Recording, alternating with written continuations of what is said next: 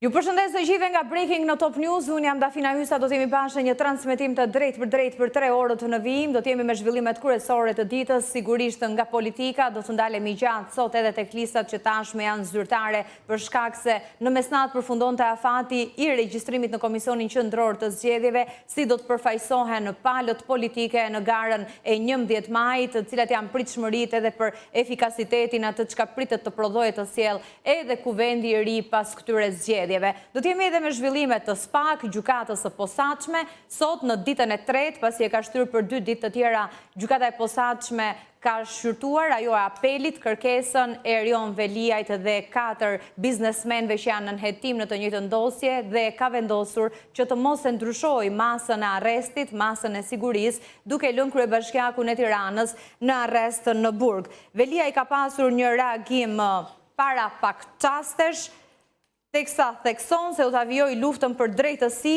ai u shpreh se ju përgjuan bisedat me bashkëshorten dhe vëllain dhe këto i kthyen në një dosje të re.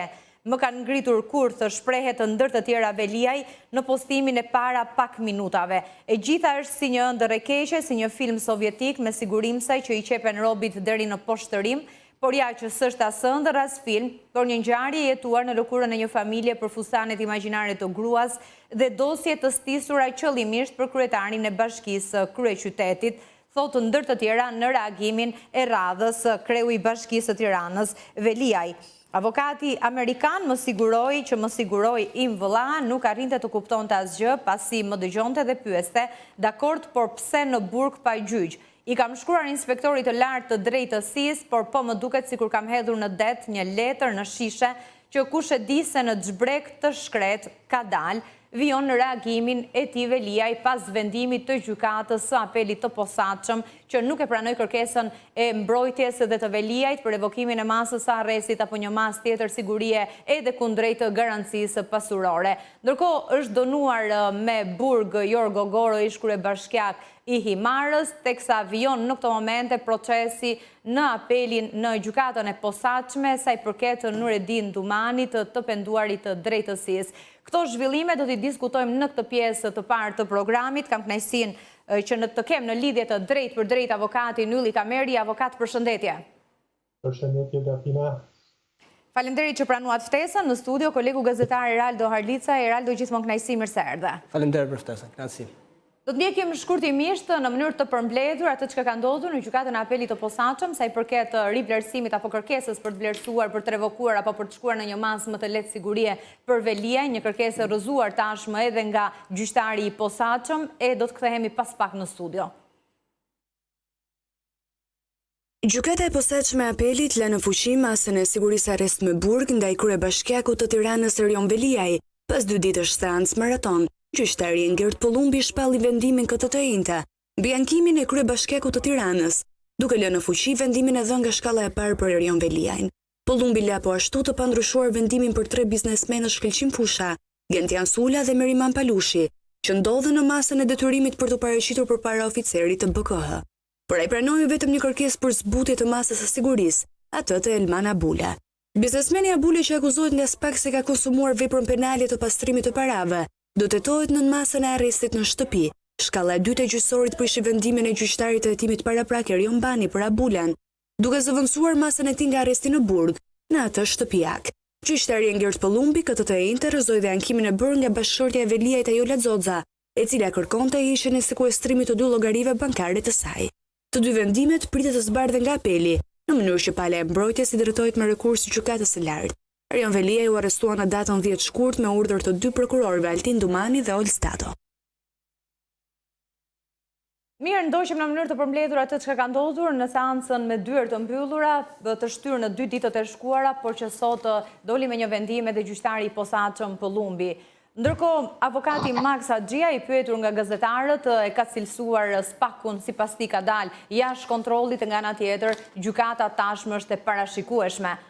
Zoti Kameri, avokat, ju si e shihni këtë vendim të apelit të posaçëm sa i përket masës sigurisë, pra sigurimit personal, arrest me burg, duke e lënë sërish në të njëjtën masë, duke lënë në fuqi atë të shkallës së parë? Gjykata e apelit ka urdhëruar atë që i parashikon edhe ligji, diskrecionin e saj për të miratuar vendimin në të cilin është vendosur lënien në fuqi e masës së sigurimit të arrestit në Burg, në seancën e zhvilluar në gjykatën e shkallës së parë të kundër korrupsionit dhe krimit të organizuar. Vendimi u mor mbi bazën e provave të zgjeruara, që do të thotë në gjykatën e apelit të paraqiten prova të reja për sa i takon sjelljes Pandehurit ose personit në hetim. Rezultoi e qartë në që personi me hetim ishte njoftuar në kohë të shkurtër për të gjitha akuzat, për veprën penale për cilën ai hetohej edhe për shkaqet e akuzave. Ai kishte të drejtën që të paraqiste mbrojtjen e tij, por i dha vetes më tepër kompetencë sa i njihte ligji, duke refuzuar të njëjtë drejtë themelore që i njeh të Pandehurit të heshtë, të paraqesë sigurisht mbrojtjen e tij dhe të mos përgjigjet pyetjeve apo insinuatave të caktuara. Erion Velia ju mbrojt vetë dhe me sa më konstatu në mënyrë mediatike, ai refuzoi mbrojtjen e zgjedhur prej tij, duke refuzuar edhe këshillat që u kanë gjatë gjithë procesit që ai ndodhej për masën e sigurimit arrest në Burg. Parashtroi shkaqjet dhe provat të cilat ai ishte në gjendje që t'i provonte në një kohë të shkurtër, kishte pozicionin procedural për të provuar mjaftshmërinë e prokurorit dhe veprimet tendencioze të kryera kundër tij, nuk mjafton një kohë prej një javë apo një muaj për të provuar akuza të tilla. Mbështetja do të thotë sulmi drejt për drejt ndaj prokurorit nuk ishte i organizuar. Avokat, po. Ishte një sulm politik i cili tentohej domethënë që të bëhej pjesë e procesit. Ndërkohë, kur diskutojmë për aspektin ligjor, në një reagim të fundit Velia i përmend që edhe në komunikimin me avokatin amerikan të kontraktuar nga familjarët të tij nga vëllai, ky fundit e pyeste her pas here se pse është në Burg.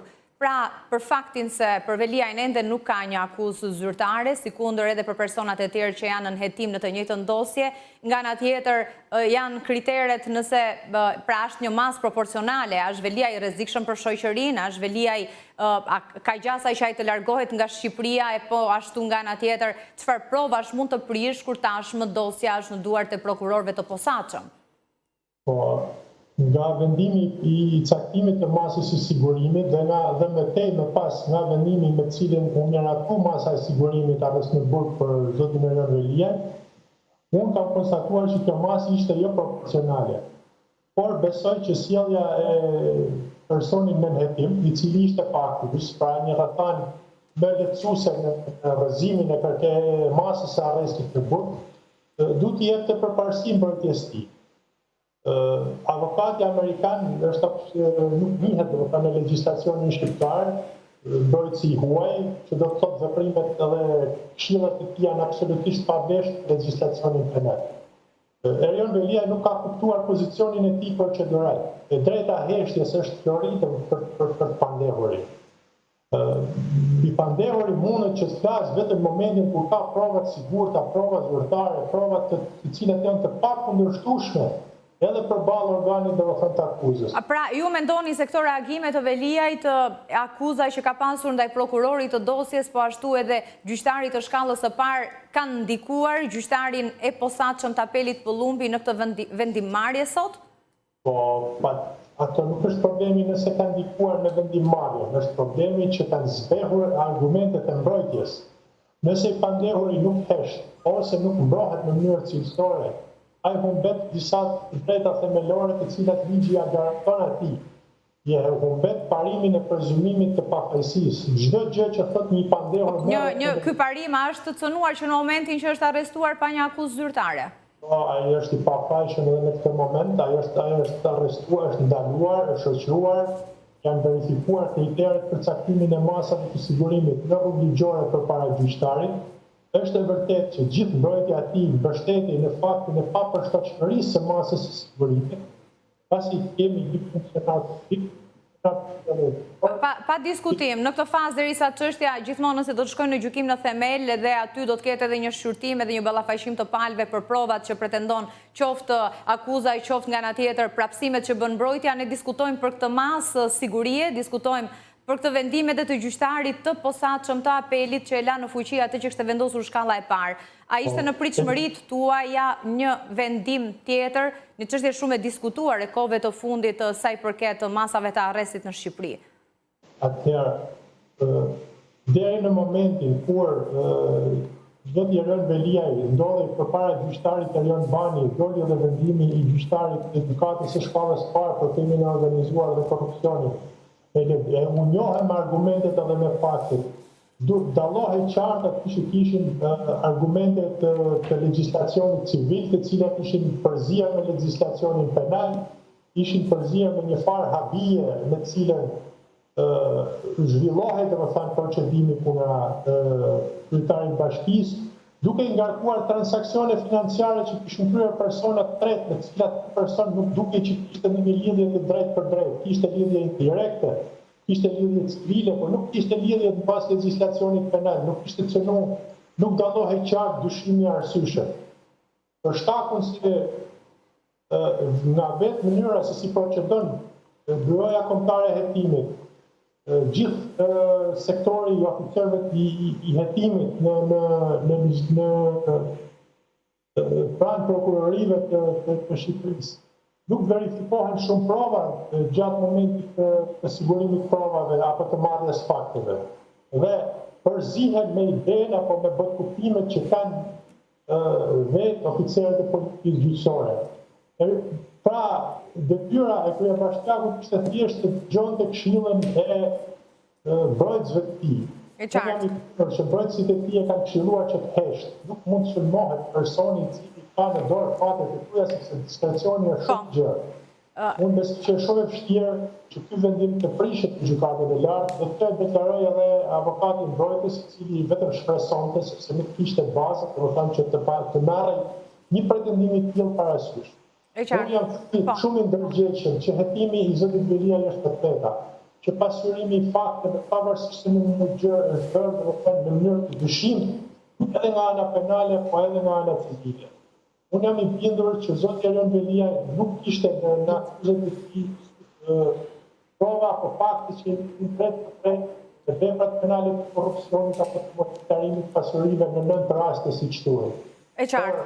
Po. Fakti që ai domethënë u përpoq që të bisedonte me persona të cilët thjesht janë persona të cilët kur takohesh me vllajën e bashkëshortë janë persona emocionale, nuk mund të bisedosh për strategjinë e mbrojtjes, nuk mund të nxjerrësh fakta apo rrethana që kanë dalë gjatë masave të sigurimit, nuk mund të diskutosh apo me njerëz të personi të avokat, prokuror, është ai mbrojtës. Po, e kuptuash me avokat. Që ka garantuar që të heshte dhe të priste domethënë verdiktin e drejtësisë. Ndërkohë, po, Eraldo, dua ta vijoj pak bisedën edhe me kolegun tim, reagimi më i fundit i Veliajt, por në fakt prej të paktën që nga dita e pardjeshme kur nisi edhe shqyrtimi në apelin e posaçëm i kërkesës për masën e arrestit, të shprehur se i kanë ngritur kurth, kanë përgjuar bisedat e tij me bashkëshorten, me vëllain, por gjithsesi është shprehur se luftën për drejtësi do ta vazhdoj. Çfarë ka arritur të mësosh në lidhje me këto pretendime të Veliajt? Në fakt, sot ka qenë seanca 3 që morë vendimin edhe Ngert Plumbi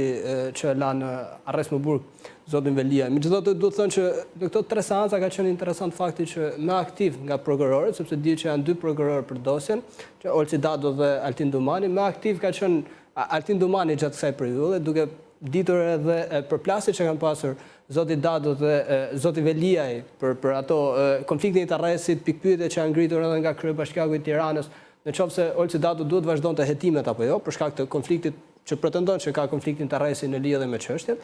Megjithatë, kisha bindjen që nuk do ndryshonte masa, ashtu siç e tha edhe avokati i Veliajt pas mbarimit të seancës zoti Haxhia, edhe unë kisha bindjen që nuk do të ndryshonte sepse sipas pretendimeve të prokurorëve, prova e re që ato i kanë paraqitur gjyqtarit të apelit të posaçëm të GKK-s, Ngert Plumbi ka qenë një bisedë telefonike që zoti Veliaj ka bërë me vëllain e tij. Në fakt, kryebashkiaku edhe gjatë seancës së sotme është shprehur se nuk mund të konsiderohet përgjim, sepse ai e ka ditur që po përgjoj, sepse telefonata, në bazë të informacioneve që kam arritur të mbledh, telefonata që zoti Velia e ka bërë me vëllain e tij ka qenë nëpërmjet telefonit të burgut, kështu që në çdo moment, çdo telefonatë e tillë përgjohet dhe për këtë arsye nuk e kanë konsideruar si përgjim. Megjithatë, nëse mund të flasim për zbardhjen e asaj telefonate, mendohet që ose pretendohet nga ana e prokurorëve që zoti Veliaj i ka kërkuar vëllait të tij që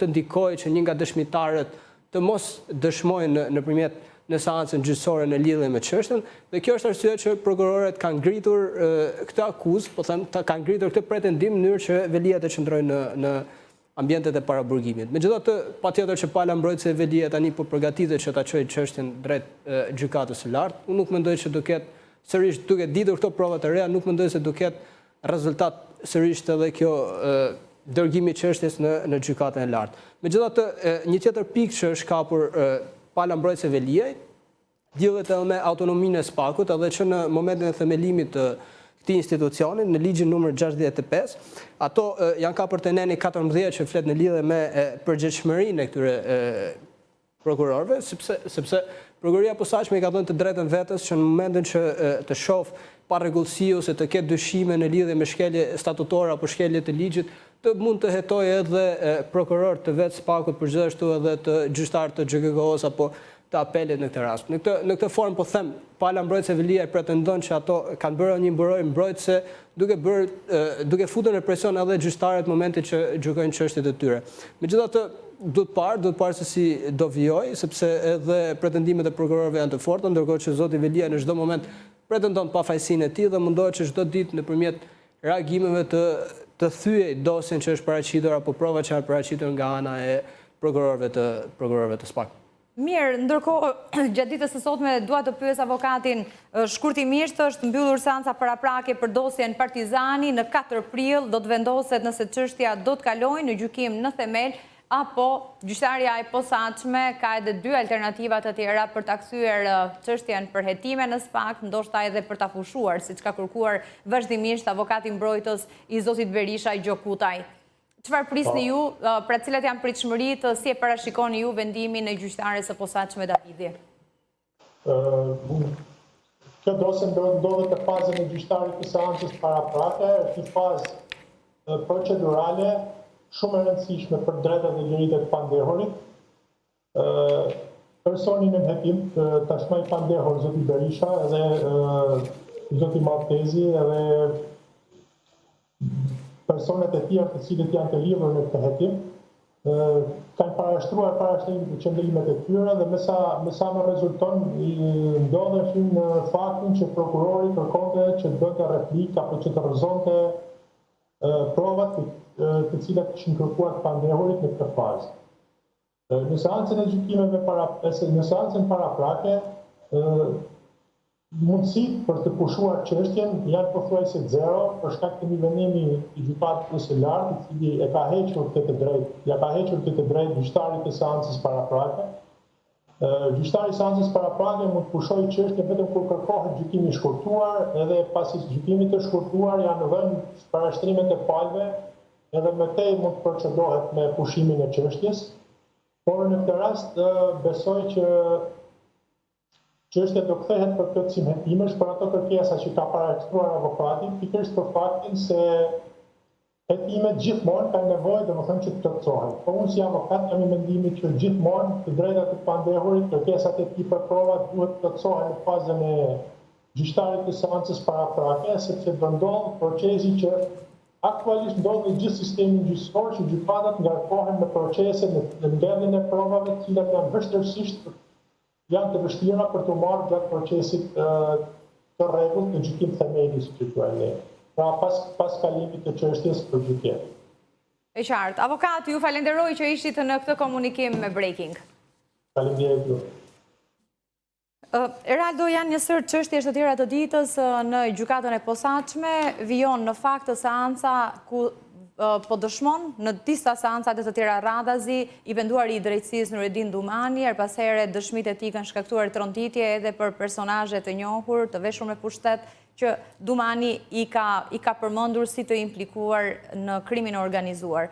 Seanca e ditës së sotme vijon ende, çfarë ka pasur në fokus? Në fakt, seancat e Nurettin Dumanit janë bërë një ndër ngjarjet më të rëndësishme, po gjyqjet më të rëndësishme sa i përket gazetarëve të kronikës, sepse zhvillohen çdo të martët të njëjtë prej orës 12. Sot është seanca rradhës, e cila ka nisur që nga ora 12 dhe momentalisht edhe në komunikimet e fundit që kam vazhdon kjo seancë, pra i bie që është një seancë mbi 5 orë e 20 minuta. Ka pasur përveç pretendimeve të Dumanit, sot është një seancë e cila ka qenë hapur edhe për gazetarët. Në fakt është një seancë në cilën janë përshëndruar të vrasja e Peqinit, sepse avokatja Elta Zotaj ka pyetur Dumanin në lidhje me këtë ngjarje, bëhet fjalë për ngjarjen e 13 dhjetorit të vitit 2019, kur ka mbetur i vrarë në atentat Andi Zylyfi dhe është plagosur Arditur Ruçi. Në fakt, kjo ka qenë edhe ngjarja e cila ka prishur miqësinë e gjatë që kishte Dumani me Talo Qelën, sepse Dumani sapo kishte dalë nga burgu në atë periudhë, të paktën sipas dëshmisë që ka dhënë më herët. Në momentin që ka dalë nga burgu, i ka kërkuar Talo Qelës që të merrte pjesë të kjo vrasje, sepse kishte nevojë për para, ndërkohë që Talo Qela në krajin tjetër nuk e ka lejuar që të marrë pjesë në këtë vrasje, sepse i kishte kaparuar 2 persona të tjerë. Në momentin që ka ndodhur vrasja sipas pretendimeve të Dumanit, Talo Qela i ka kërkuar që ta ndihmonte në aspektin logjistik duke i dhënë makinën e tij. Ky i fundit e ka ndihmuar përsërisht me shpresën që do ndanin parat në fund të vrasjes. Në momentin që ka ndodhur vrasja, Dumani më pas ka ndihmuar sërish Talo Qelën, ka shkuar për të marrë parat të porositë i vrasjes dhe në fund sërish Talo Qela nuk i ka dhënë para. Në këtë moment ka nisur përplasjet mes të dyve, sepse sipas pretendimeve të Dumanit, Talo Qela së bashku me njerëzit e tij i ka bërë prit edhe vllajt të Dumanit dhe ka dashur që ta eliminojë fizikisht, përveç se ka bërë atentat, por fatmirësisht ka shpëtuar dhe që në këtë pikë janë bërë armiqt të përbetuar dhe që nga i moment kanë filluar që të ndjekin hap pas hapi njëri tjetrin për eliminim fizik. Dhe kjo ka qenë sërish ka pasur përplasje të forta ndërmjet dëshmitarëve të penduarit të drejtësisë Nurettin Dumani dhe dëshmitarëve të tjerë, sigurisht nëpërmjet pyetjeve të avokatës Elta Zotaj. Megjithatë më shumë detaje do dalin në pas, sepse vazhdon çështja prej 5 orë 20 minuta tani, 22 minuta, kështu që vazhdon maratona e Nurettin Dumanit. Ndërkohë, gjatë ditës së sotme, gjykata e posaçme ka dënuar ish-kryebashkiakun e Himarës Jorgo Goro me 3 vite e 1 muaj i burg. Goro është arrestuar në mars të vitit të shkuar pas kallëzimit të bërë nga Fredi Beleri. Gjithsesi, për shkak të gjykimit të shkurtuar do të ketë edhe një ulje nga ky marrëdhënimi, por vëmendja në SPAK është edhe për shumë dosje të tjera politikanësh, teksa afrohemi zgjedhjeve. Një ditë më parë u publikuan edhe listat e kandidatëve të forcave kryesore politike, të gjitha atyre që do të marrin pjesë në zgjedhjet e 11 majit. Pritet të ketë zhvillime deri në 11 maj? Patjetër që pritet të ketë zhvillime dhe faktori SPAK është i pashmangshëm sa i përket edhe fushatës zgjedhore, sepse sa më afër afrimit të datës së zgjedhjeve, patjetër edhe goditjet e mundshme të SPAK nëpërmjet elementeve politik do ndikojnë edhe në fushat direkt, por edhe në momentin që qytetarët japin vota. Patjetër ka zëra, ka thashë theme, mendohet që do ketë goditje edhe para zgjedhjeve, bëhet fjalë edhe për, duke qenë se tashmë e dimë edhe listat e cilat të shpallen nga ana e partive politike, mendohet që do ketë edhe deputet, kandidat për deputet të cilët janë zgjedhur nga të dy partitë politike, mendohet që mund të përfundojnë në akuzë nga SPAK përpara zgjedhjeve të 11 majit. Po flasim për deputet të rëndësishëm nga të dy krahet politike, të cilët ishin edhe në listat e sigurta. Eraldo, të falenderoj që ishe në studio. Mirë, në këtë momente ne do të shkojmë në një lidhje direkte me analistin e njohur Roland Qafoku e do të bëjmë një diskutim sa i përket listave të kandidatëve për deputet. Në mesnatë përfundoi afati e pak para mesnatës edhe palët politike, siç është bërë tradit, i publikuan edhe këto lista. Zoti Qafoku, përshëndetje. Përshëndetje, faleminderit për ftesën, Dafina. Sigurisht nuk është vetëm Partia Socialiste dhe koalicioni Berishës, ka edhe parti të tjera, por vëmendja kryesore është tek 2 partitë e mëdha, edhe për shkak të sistemit në Shqipëri dhe vështirësive për të përfaqësuar në kuvend të subjekteve të tjera përveç Partisë Socialiste dhe Partisë Demokratike.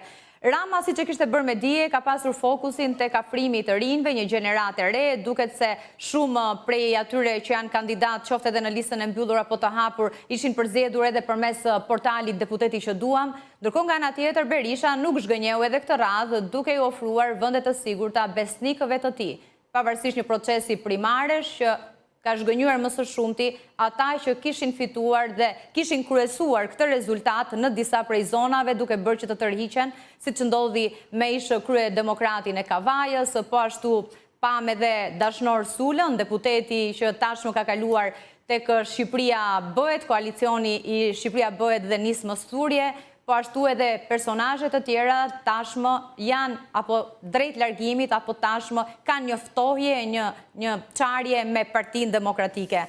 Si i pat ju këto lista në një vlerësim të përgjithshëm, më pas hyjmë edhe në detaje? Po, Dafina, së pari, unë do thosha që betejë personale midis Ramës dhe Berishës si liderët e dy partive më të mëdha i ngjan një lojë shau. Të dy kanë pasur strategjitë e tyre, po duket se Edi Rama ka menduar më shumë për të ardhmen e Partisë Socialiste dhe të një maksimizimit të votave, ndërsa Berisha është kujdesur shumë për ata që quhen besnik të Berishës në momentet e tij më të vështira. Si të tillë, Edi Rama nuk e ka pasur shumë problem të kujdeset për ata që në Partinë Socialiste që i ka qëndruar besnik apo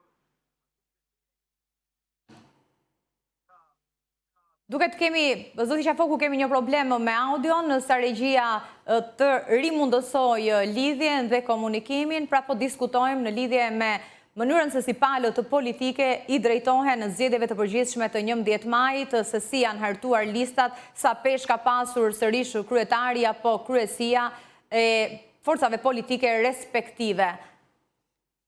Jemi me analistin, gazetarin Roland Qafoku për të diskutuar pikërisht mbi këto zhvillime. Zoti Qafoku, dëgjojemi në këto momente? Unë dëgjoj, Po, kishte një shkëputje, po. Jemi në rregull. Po thosha që të dy liderët janë kujdesur në mënyrën e tyre se si të maksimizojnë votat. Por Rama më shumë dhe nuk e ka problem atë që ka Berisha për të kthyer atë besnikërinë e disave për ta kthyer në vendosje në lista të sigurt. Rama e ka mbaruar këtë punë në Partinë Socialiste dhe territorin e tij ka pasur të pastruar. Nga ana tjetër Rama është kujdesur dhe ka zbatuar atë që premtoi që shumica e grupit parlamentar do rinovohet. Aty ka emra të rinj, emra që ndoshta kanë profil të ulët ose s'kan fare profil politik, por dhe aq të rinj nuk janë të njohur në profesionet e tyre, në punët e tyre, ka mjek, ka inxhinier, ka personazhe publik, ndërsa Berisha ka parë më shumë kalkulimet deri te aleatët dhe lista e Tiranës ndoshta mund të jetë pak e tepruar me ndere, do të thosha unë, ndaj disa figurave dhe personazheve dhe personaliteteve. Dhe Ishte i detyruar, kishte premtuar më herët Berisha, do duhet ndoshta t'i kthente të paktën në Partisë së Lirisë mbështetjen që i dha në procesin e shkuar kur për shkak të mungesës së logos u detyruai që të ishin në një koalicion, apo nuk i ka bërë mirë llogarit? Jo, kjo i qëndron, po unë kam fjala vjen Dafina, Belind Kılliçi është në listën e mbyllur. Okej, për statusin e tij e tjerë, por Belind Kılliçi mund të lihej në listën e hapur, pse? Sepse ai merr vota dhe ai merr vota. Dhe në këtë mënyrë atje në listën e mbyllur mund të vendosë një personazh i ri që nuk se ka përvojë dhe kështu bëhesh i sigurt dhe shtohet numri i deputetëve. Ktu e kam fjalën. Apo dhe personazhe të tjerë, dhe Klivis Balliu merr vota. Pse e ka vendosur në listë mbyllur? Është i sigurt. Ai dhe ati do rritej dhe formalisht formati i tij do merrte një dimension tjetër, ndërsa ai do ishte lista ardhë dhe do merrte edhe vota. Ktu e ka fjalën dhe Berisha këtu nuk ka treguar, nuk është treguar smart. Rama përkundrazi ka vendosur në listën e hapur gjithë peshat e rënda të Partisë Socialiste, ministra dhe personalitetet të larta, fjala vjen në Tiranë, është Pandeli Majko, është Erion Braçi që ai e di që kanë një përvojë të madhe, po kanë edhe ambicie të mëdha. Unë nuk e di nëse për shembull zoti Majko do fitojë sepse ai ka vite që është shkëputur nga strukturat e Tiranës sidomos dhe në Kemi një tjetër shkëputje të audios, pra si që ne kemi përcjell, listat tashme janë zyrtare për shkak se në mesnat përfundon të afati i dorëzimit në Komisionin Qendror të Zgjedhjeve dhe që nga momenti i publikimit ka pasur shumë diskutime për mënyrën se si liderët politik i kanë hartuar këto lista, pra dukshëm nga Partia Socialiste vjen re djem dhe vajza të reja, sigurisht të njohur dhe të angazhuar në profesionet të ndryshme, por jo të veshur me pushtet politik apo me angazhim politik të paktën të njohur si të tillë për publikun. Ndërkohë nga ana tjetër, Berisha i ka dhënë një vend të sigurt të aleatëve të tij, duke shtuar edhe më shumë pakënaqësitë në radhët e demokratëve. Po, zoti Qafoku. Po thosha që ka vënë emrat në listën e hapur, emra të rëndësishëm të Partisë Socialiste me peshë politike dhe ekonomike që menaxhojnë shumë para në dikasteret që ata drejtojnë. Nga ana tjetër ka dhe disa figura që ai mendon që ti testoj. Fjala vjen Blendi Goxhe, ne të gjithë hamendësojmë, se ne nuk e dim, që ai mund të jetë një kandidat për kryetar bashkie të Tiranës. Po si do jetë një kandidat për kryetar bashkie në qoftë se ai nuk testohet?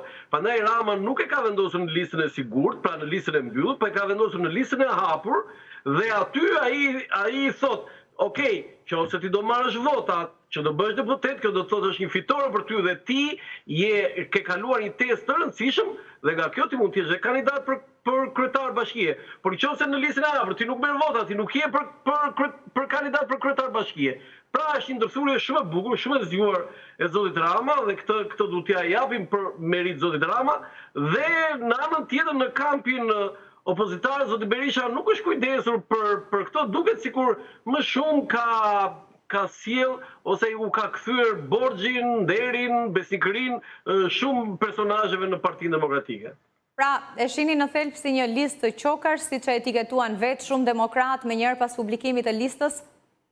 Shiko, nuk mendoj që Berisha ka kompleksin të bëj apo jo qoka, se fjala qok është ordinere po ta marrësh, por Berisha ka në statun e vetë dhe në formatin e vetë si politikan e ka problem me të qenit besnik ose jo. Në gjithë karrierën e zotit Berisha, në gjithë karrierën e tij politike, ai është shoqëruar nga besnikët dhe jo besnikët. Ka bërë luftra, ka bërë betejë dhe nuk i largohet betejave, kështu që nuk ka Berisha që hajde unë tani po bëj një qok. Jo, ai u ka kthyer nderin shumë personaliteteve. Dhe fjala vjen për shembull një personalitet që ai duhet ta bënte këtë është Josefina Topalli. Duket si një absurditet që pse zonja Topalli nga Shkodra është në Tiranë dhe është në listë sigurt. Për mendimin tim, zonja Topalli e meritonte atë, është nga të parat, në mos e vetmi që ka thënë zotit Berisha, që në vitin 2013, në vitin 2017, që zoti Basha ka 1, 2, 3, 5 probleme dhe zoti Berisha i ka thënë, kjo nuk është PD-ja e jona, e brezit ton Josefina, kjo është PD-ja e brezit të ri, po brezi i ri Lulzim Bashës bëri atë që e ktheu përsëri zotin Berisha. Prandaj zoti Berisha ndjehet ka atë kompleksin ndaj zonjës Topalli dhe për mendimin tim këtu ka të drejtë. Por personazhet të tjerë, fjala vjen, nuk besoj që kisha arsye zoti Berisha t'i vendoste në listë të sigurt. Qoftë Tiranë, po qoftë edhe në disa. Do më përmendni ndonjë nga këto personazhe që ju nuk e shihni të arsyeshme zgjedhjen e Berishës për t'i pasur në listë të sigurt? Po, ju keni vënë këtu në mos gaboj Shkodrën. Shkodra ka tjetër specifik, po te Tirana fjala vjen, Berisha për mendimin tim ka bërë shumë ish ka dhënë Jurita Tabakun në listë hapur dhe unë e vlerësoj këtë si një largpamësi të zotit Berisha, jo për atë që ajo nuk ka qenë e vendosur, sepse ajo është në stilin e vetë të zonjës Tabaku që qëndronte gjasmë me mipalët, priset çfarë do ndodhte etj. Po jo, tesi i saj si e votuar jo pak në primare nuk është ai. Pse e them këtë? Zonja Tabaku është pinjolle e një familje të madhe Tabaku të nderuar në Tiranë. Dhe 900.000 vota sa ka marrë në Tiranë, për mua shumë pak, Dafina, shumë pak. Është shumë pak për familjen apo për fisin Tabaku në Tiranë të japin vajzës së tyre 1.000 vota. Unë doja që dhe mendoja që në Tiranë zonja Tabaku mund të merrte 10.000 vota. Një vajzë tiranëse, vajzë e lindur, riduktuar me 4-5 breza tiranëse dhe të marrin 900 vota për mua shumë pak. Prandaj kjo duhet të jetë një betejë dhe një provë e madhe për zonjën Tabaku, nëse ajo fiton aq vota për të marrë deputete, ka dhe figura e saj si politikane ka një moral shumë të lartë. Por nëse sfiton, zonjë dashur, ti nuk je për të qenë deputete, se kështu mbi palët mund të qëndrojmë të gjithëve dhe jemi në rregull. E qartë, përveç zonjës Tabaku janë edhe disa deputet të tjerë aktual të grupit parlamentar të listuar në listën e hapur. Është mes tyre zonja Dhurata Çupi, është Kreshnik Çollaku, Aslan Dojgjani. Po unë mendoj që edhe zoti Çollaku po të marrë të parin, e ka betejë këtë për të ardhmen e tij politike. Dhe unë jam i bindur që zoti Çollaku ka për të fituar jo pak vota dhe e kap mandatin e deputetit. Ky është mendimi im, do nuk kam si erdhën punët, zoti Çollaku nuk mund të ishte në listë të mbyllur, edhe ai vetë ka qenë koshient për këtë, por ai ka zgjedhur betejën e fortë dhe mendoj që zoti Çollaku nuk i shmangur asnjëherë betejave që ka bërë në politikë. Edhe ka fituar, edhe ka humbur, por këto politika kështu e ka. Nga ana tjetër ju thotë Dhurata Çupi, në pritshmëri ndoshta ishte që zonja Çupi mund të ishte në listën e mbyllur, edhe për shkak të qëndrimeve të saj, edhe të aktivitetit të saj, natyrës saj punëtore, në komisione të tjera. Mirë po, këtu thashun që këtu mund të bësh ndryshimi me zotin Kolliçi, me zotin Balliu, që ata mund të merrin shumë vota në listën e hapur dhe kështu dëmtohet zonja Çupi. Është një emër tjetër aty që dua ta përmend Murrizi besoj? I pari e Temaga, dua ta them këtë. Ky zotëri jeton në Paris, është nga ata djem 20-21 vjeç, është futur në 2 korrik në ambasadën franceze, shkojnë në Francë, në Paris, dhe atje ka një karrierë akademike, është profesor në universitet dhe ka një karrierë akademike të shkëlqyer. Dhe për mendimin tim është i zgjedhje e mençur e zotit Berisha që ka futur këtë në listë edhe si përfaqësues të diasporës, se ne flasim për këta emra këtu, po ai oqeani i madh i votave ose rezervuar i madh i votave në diasporë mund të bëjë dhe përmbysje, ne nuk e dim këtë gjë, se është edhe era e parë që ndodh kjo, Dafina. Ne nuk kemi indikator, ne nuk mund të bëjmë asnjë krahasim, nuk kemi precedent. Ndërkohë emra të tjerë pa diskutim që aty ka, për shembull, ju thatë edhe kemi dhe zonjën Harxhi. Betejë e fortë do jetë për zonjën Harxhi. Unë jam i bindur që zonja Harxhi do arrijë ajo rezultat të mirë dhe ka një peshë jo pak të vogël në Partinë Demokratike, por edhe më gjerë se sa Partia Demokratike. Kemi personazhe të tjerë si Aslan Dojgjani, ai në zonën e Kanzës, Bathores, ka mbështetje të madhe, nuk është pak, por kemi dhe Mysky Murrizin, një personazh tjetër që është, unë e them që është magnet për vota. Nga Partia Demokratike kjo, ndërsa nga Partia Socialiste. Jo, të mbetemi ende te lista e demokratëve, për shkak se aty është edhe kreu i Partisë së Lirisë Ilir Meta, edhe pse Berisha i kishte ofruar një vend në listën e mbyllur, e refuzoi duke dalë në listën e hapur. Sa parashikoni që koalicioni i Berishës do të marrë në listën e hapur të Tiranës, duke qenë se këtu është edhe hambari kryesor i votave dhe mandateve? Që unë parashikimi nuk e bëj dot që t'jemi saktë, Dafina, sepse bën sondazhe me teknika dhe me mënyra nga më ndryshme edhe nuk dalin sakta. E qartë, po nisur nga mbështetja që kanë në elektorat. Besoj për zotin Meta, po. Për shembull, për zotin Meta duhen 50.000 vota që ai të bëhet deputet në Tiranë. Për mendimin tim është një bast politik i madh i zotit Meta dhe është nga ato lëvizjet smart që bën Ilir Meta dhe i ka bërë në gjithë karrierën e tij politike, dhe në fund nëse ai fiton mandatin, ai ka një moral shumë të lartë dhe të padiskutueshëm që të mos i ngelet borxh dikujt dhe ti thot Berisha që të bëra unë deputet. Se edhe kjo shpreha të bëra unë në Shqipëri vlen shumë dhe diskutohet shumë. Nga ana tjetër, zoti Meta treguar i zgjuar në këtë rast, sepse kështu maksimizon edhe votat ose mandatet e Partisë së Lirisë, sepse ka +2 në votën në listën e mbyllur, po. Dhe e shton të veten. Por surpriza ishte që ndërsa Endrit Brahimllari kalon te Partia Socialiste, zonja Kryemadhi që dikur ishte edhe bashkëshortë e tij, mbështet zotin Meta, domethënë është një kalkulim aty që duhet pak truria Einsteinit që të marrë silulapsin Dafina dhe të bëjë ca llogari dhe të parashikojë 11 maj se çfarë do ndodh. Edhe një pyetje për kampin opozitar. Si e pat largimin dhe reagimin e deputetit aktual Dashnor Sula, me njerë pasi u publikuan listat, në minutat e fundit duhet thënë u bë pjesë e koalicionit tjetër për të përfaqësuar qarkun e Elbasanit, nga ku edhe në prinëmarrjet e Partisë Demokratike për hir të së vërtetës rezultoi më i votuari. Dafina, ne jemi të qartë që zoti Dashnor Sula nuk ishte as i Lulzim Bashës, as i Sali Berishës, as i kujt. Ai ishte i vetes vet. Ka bërë opozicja s'kush tjetër, madje edhe fizikisht, du ta themi këtë gjë, e ka tepruar ndoshta edhe në një aksion politik me atë që ai ka bërë, por ai ka qenë konsekuent, nuk ka lëvizur nga parimet e tij.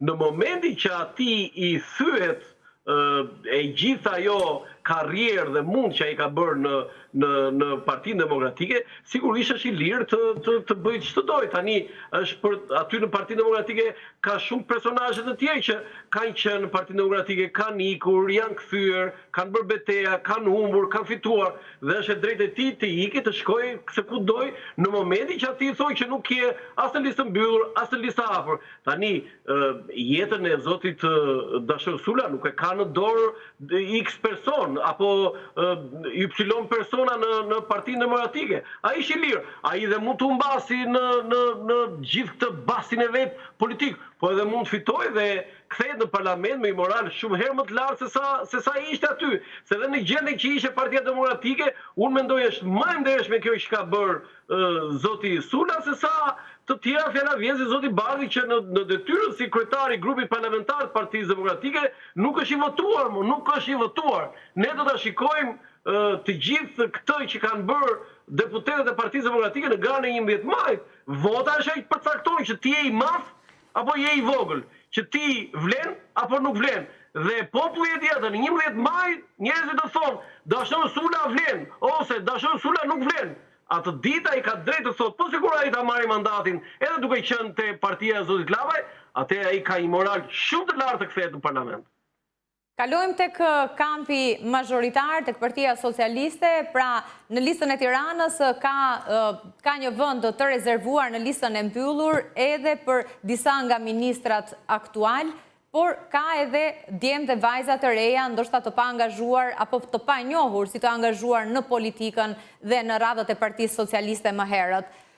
Si përfaqësohen socialistët për Tiranën? Unë mendoj e tha që Rama ka bërë një zgjedhje të zgjuar, duke vendosur në listën e mbyllur ata që pak a shumë ne i din, dhe shumica e tyre janë ministra, por që nuk ka një profil politik të lartë, fjala vjen si Igli Hasani, Albana Koçiu, nuk kanë profile politike të lartë. Por nga ana tjetër, ai e ka ndërthurur këtë me figura të tilla si Iris Luarasi.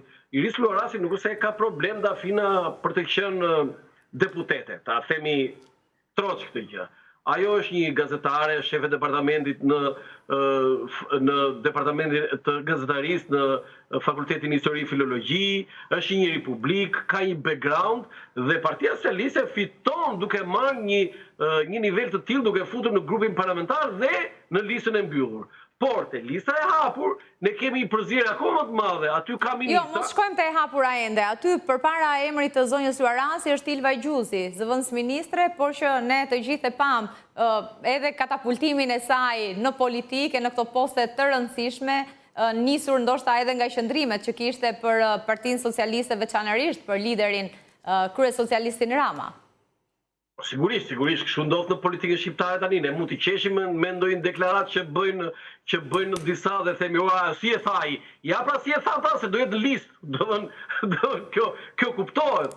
Por e tha se do ishte në listë apo është në listë se e tha Qafoku? Po sigurisht që ajo mbështet Partinë Socialiste dhe Diramën, prandaj e tha dhe i shpremtuar që do jetë në listë në zgjedhjet e 11 majit. Sigurisht, bile ka dhe emra të tjerë aty që ne i kemi parë për studio Dafina dhe jemi habitur po ç'ne ky apo kjo mbështet Partinë Socialiste dhe ja arsyeja lista e mbyllur apo dhe e hapur është ajo që do të kalojmë në këtë moment edhe tek e hapur, apo? Po sigurisht ne tani e kuptojmë pse disa kanë dalë në mbrojtje të zotit Rama, në mbështetje të qeverisë edhe të mazhorancës. Në listën e hapur tani është akoma më interesante edhe për ta komentuar. E para njërë, për shembull, ka disa ministra që habitesh zonja Denaj nga Vlora në Tiranë. Por, zonja Denaj fiton vota në Tiranë, sepse është edhe ministre bujqësisë. Dhe ne dim që subvencionet që jep Ministria e Bujqësisë ndaj fermerëve, dhe fermerë ka dhe në Tiranë. Do të thënë, kështu që Rama ka menduar që të maksimizojë votat edhe nëpërmjet rasteve të tilla, apo dhe disa që janë magnet për votat. Fjala vjen, ne kemi Erion Braçe, që ai ka një mbështetje jo të vogël në Partinë Socialiste dhe më gjerë se sa Partia Socialiste. Largimi i tij nga Divjaka ka dëmtuar Erion Braçen, por Rama ka kuptuar që Braçe do të thënë ka ambicie, nuk është natyrë kështu që rri, është djalë punëtor dhe ka ambicie, ai e quhet basin e tij të fitojë përsëri. E imagjinoni Erion Braçe të fitojë prapë në Tiranë, ai nuk mbahet më pasaj. Ato ministret e bujqësisë apo ministret e tjera që dje i masakrojnë në thonza, ai ka për të qenë problemi numër 1 brenda mazhorancës nëse fiton mandatin e deputetit. Po kemi dhe ministra ose ish ministra dhe figurat të nivel të lartë si Fatmir Xhafaj, Tilda Gjonaj, Ermonela Felaj, janë personalitete tashmë në Partinë Socialiste, nuk janë rishtar. Dhe këta kanë, apo dhe Mimi Kodheli, e cila deklaroi që unë përqej sfidat, dhe këta janë ata, mendoj unë, që do arrin të kenë 2 beteja në veten e tyre. 1 si individ dhe 2 për Partinë Socialiste. Dhe Rama ka i nje edhe profilet e tyre, psikologjinë e tyre, ambicjet e tyre, dhe ka arritur që të bëj një listë, mendoj unë, që me të vërtetë është shumë më zgjuar në artimin e saj se sa ajo e Partisë Demokratike. Kam të një pyetje të fundit të zoti Qafoku. A mendoni se liderët politike kanë pasur në fokus edhe aktivitetin e SPAK, dosje hetimore që janë sot në duart e prokurorëve të posaçëm në momentin që kanë hartuar këto lista? Kjo është një pyetje e bukur dhe për mendimin tim pa diskutim. SPAK-u ka qenë roja e hartimit të listave. Kur Rama dhe Berisha kanë hartuar listat, kanë thënë X personore, ka një problem ky me SPAK-un? Jo, e vendosim. Ky ka problem me SPAK-un? Me thënë drejtën e kanë bërë këtë. Shembulli është Durrësi, Dafina. Shikoni listën e Durrësit, nëse mund ta shfaqësh në ekran. Po, ja të korrigjis nëse mundem në këtë momente. Të Partisë Socialiste, në Durrës. Ja, i kemi në këtë momente, janë të dyja, Partia Demokratike dhe Partia Socialiste. Ka jemi në listën e hapur, por të shkojmë në të mbyllur, po. Po. Jo, është Elbasani. Në Durrës. Po, ndërkohë. Në Durrës. Pra në Durrës e mbyllur, jemi në Durrës e mbyllur. Klodiana Spahiu, Milva Ekonomi, Lore Kume, Skënder Pashaj dhe Aurora Mara. Aurora vjen nga qarku i Dibrës në qarkun e Durrësit. E para e listës Dafina është Klodiana Spahiu. Është një nga emrat më të mirë, më pozitiv që ka Partia Socialiste dhe më të ndershëm. Bashkë me Milva Ekonomin, e cila ka qenë dhe ministre dhe nuk është përfolur asnjëherë Dafina. Ka qenë ministre e ekonomisë, ka qenë ministre e bujqësisë, deputete u bë për 3 legjislatura, Klodiana Spahiu për 4 legjislatura, dhe asnjë nga këto zonja nuk është e përfolur për abuzime, për afera e tjera. Dhe zoti Rama është kujdesur që pikërisht të Durrës të vërë jo thjesht 2 zonja të para në listën e mbyllur, po të vërë 2 zonja të nderuara, të respektuara dhe të ndershme Dafina. Dhe bashkë me këto sigurisht ka dhe ndërthurje të tjera. Te lista e hapur e Durrësit, Partia Socialiste përsëri në pamje të parë për ne janë të panjohur Dafina, por janë emra që gëzojnë pikërisht cilësinë që nuk kanë lidhje me SPAK-un, SPAK-u nuk i jeton, janë personazhe që në profesionet të tyre njihen, dikush është lidhur me biznesin, dikush me profesionet ndryshme, jo njihesh profesor, mos gaboj, pedagog në universitet, etj. Dhe Rama, pa diskutim, Durrësin e ka pasur në qendër të vëmendjes në raport me SPAK-un. Dhe ne e dim që Durrësi ka pasur deputet që kanë qenë personazhe të SPAK-ut, janë hetuar, janë arrestuar, etj. Kështu që pa diskutim që kur kanë hartuar listat kanë thënë, ore SPAK-ut çfarë mendon për këtë? Pa mirë drejtuesi i qarkut dhe unë. Zoti Qafoku, shumë kënaqësi t'ju kisha në këtë komunikim. Edhe për mua kënaqësi Dafina. Shkojmë në një hapësirë të shkurtër publicitare, kthehemi pas pak.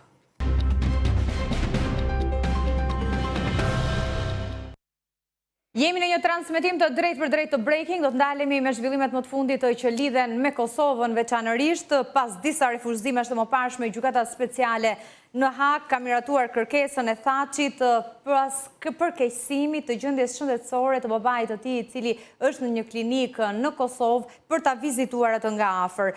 Edhe vizita e Thaçit në fakt të shoqëruar në Kosovë masa shumë të rrepta sigurie, por pa diskutim është pritur mjaft mirë nga mbështetës të tij të shumt. Do të ndalemi tek ky zhvillim, do të ndalemi edhe tek çfarë po ndodh, cilat janë gjasat për krijimin e mundësisë së qeverisë së re në Kosovë. Do të jetë Albin Kurti, i cili në fakt vetëvendosja doli forcë e parë në zgjedhjet e 9 shkurtit, apo do të jetë radha opozitës për të krijuar një qeveri brenda 30 ditësh, nisur edhe nga fatet ligjore. Me mua në studio është analisti i njohur Milaim Zeka. Mirë se erdhe.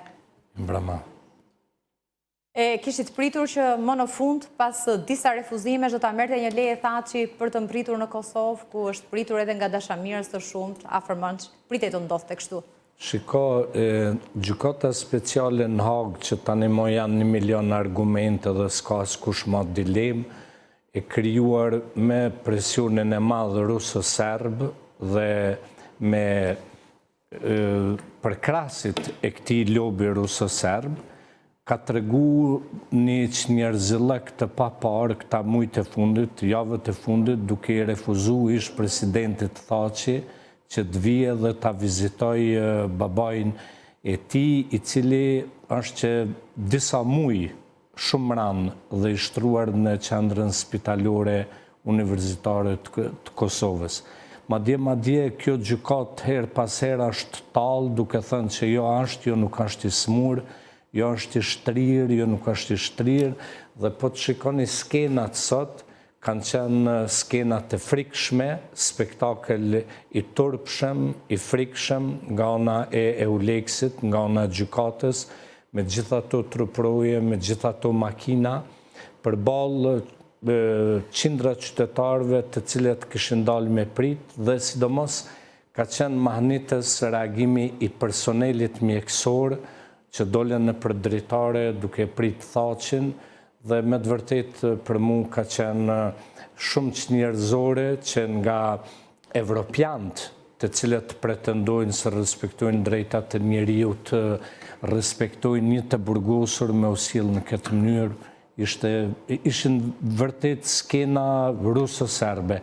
Vetëm Serbia në ka trajtu në këtë mënyrë, edhe Rusia i trajton të burgosurit edhe rob të Ukrajines, pastaj shihet se të njëjtat metoda po i përdor gjykata speciale. Dhe si shpjegohet për një ish president, e po ashtu edhe për personazhe me ndikim të lartë në Kosovë, ish drejtues të UÇK-s që janë po ashtu në proces në gjykatën e Hagës?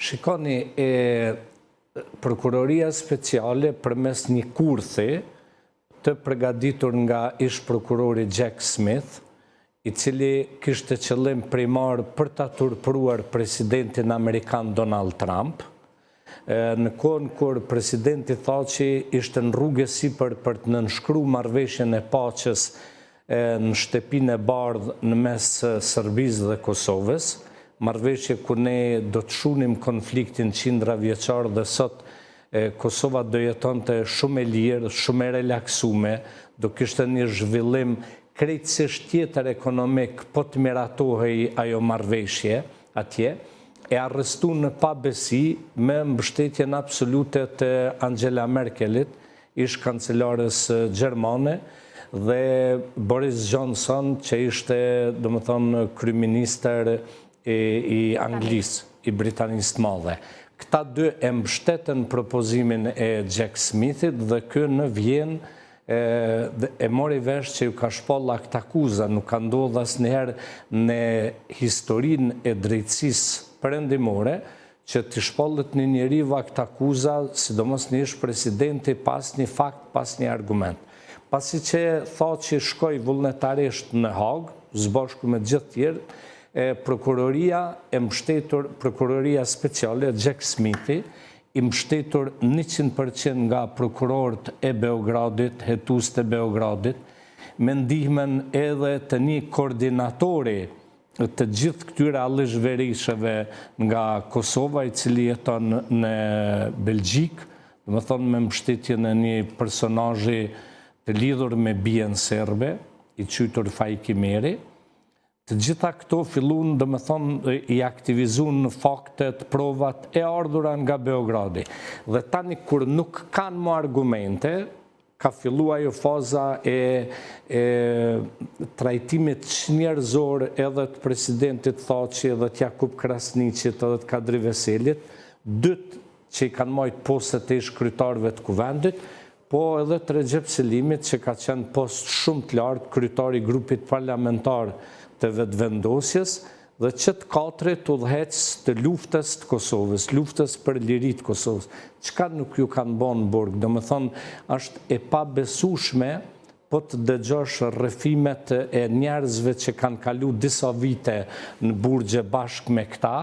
Për shembull, është një i burgosur edhe ai ka qenë luftar shumë i madh, Nasim Haradinaj, i cili është dënuar pa kur fare argumentesh, pa kur fare provash, dhe i ka vujt dikun 4 vjetë gjysmë në burg, tregon se çfarë trajtimi shtazarak ju bëhet këtyre njerëzve në burg. Dhe e patë sot mënyrën se si gjitha ato roja shife.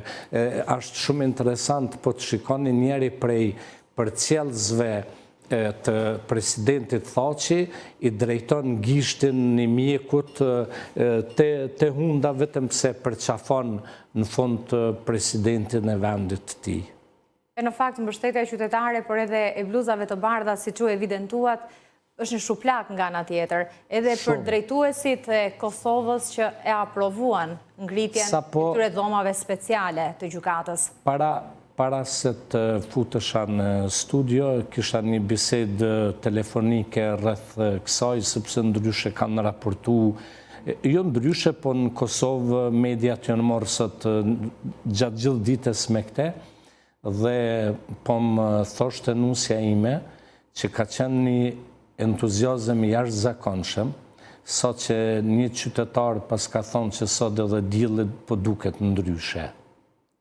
Kështu që krejt këto qarqet anti-shqiptare në Kosovë, dhe më thonë dhe Serbia edhe Rusia dhe qarqet mbështetëse të këtyre qarqeve nuk e kuptojnë një diçka, që në rast se Thaçi ka pos kaq autoritet ose simpati të qytetarët e Republikës para se të shkonte në Hagë, sot kundërshtarët e tij më të mëdhaj edhe politik e konsiderojnë si babajnë e pavarësisë të Kosovës, dhe Thaçi është shndruar në përmasat e një legjende politike të Kosovës.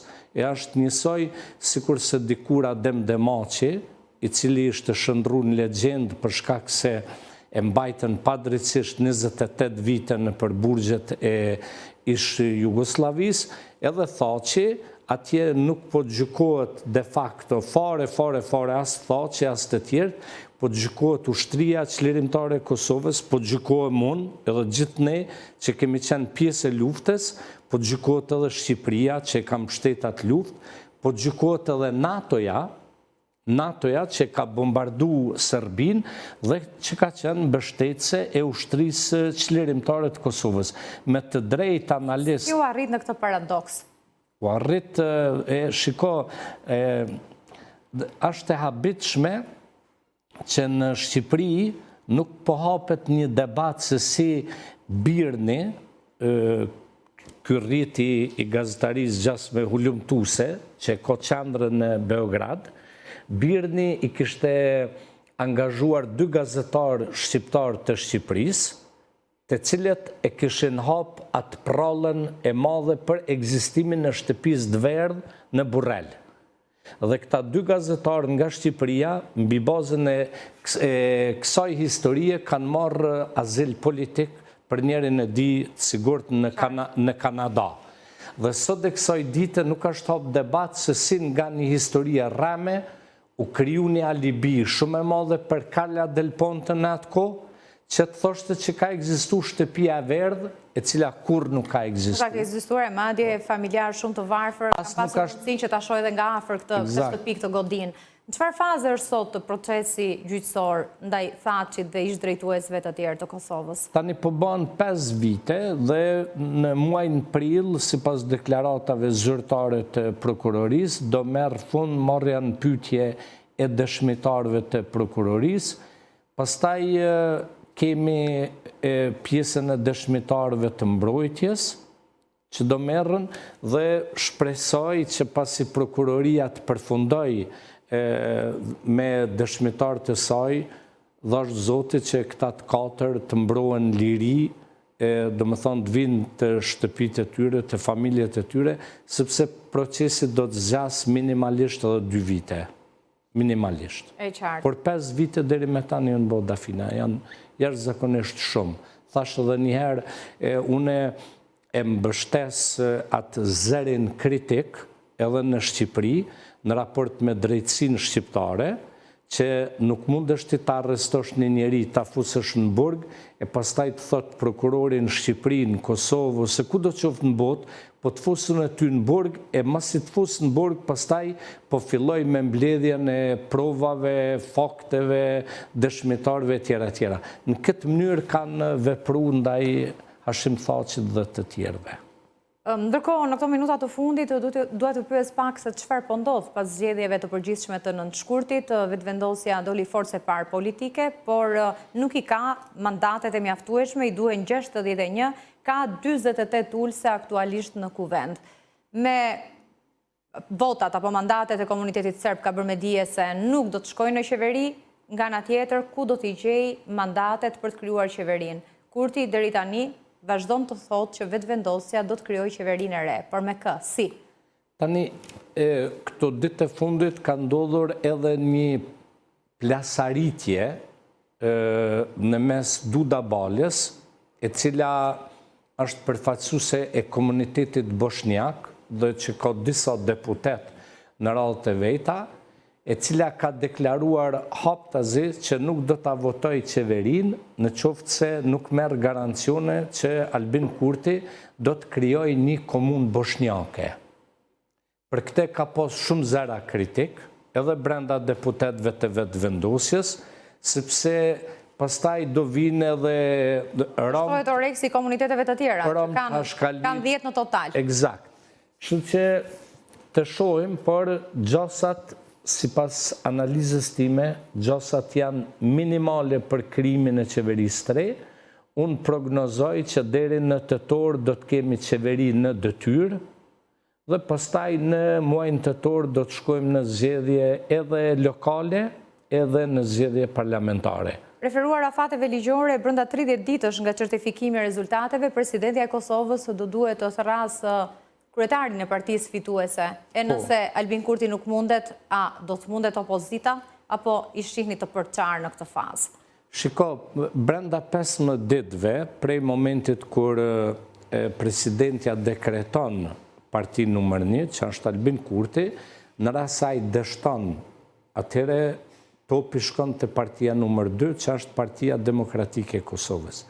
Për fatin e keq, Lidhja Demokratike e Kosovës e ka një lider politik, i cili në të kaluarën e tij ka qenë më shumë vetëvendosje se sa LDK.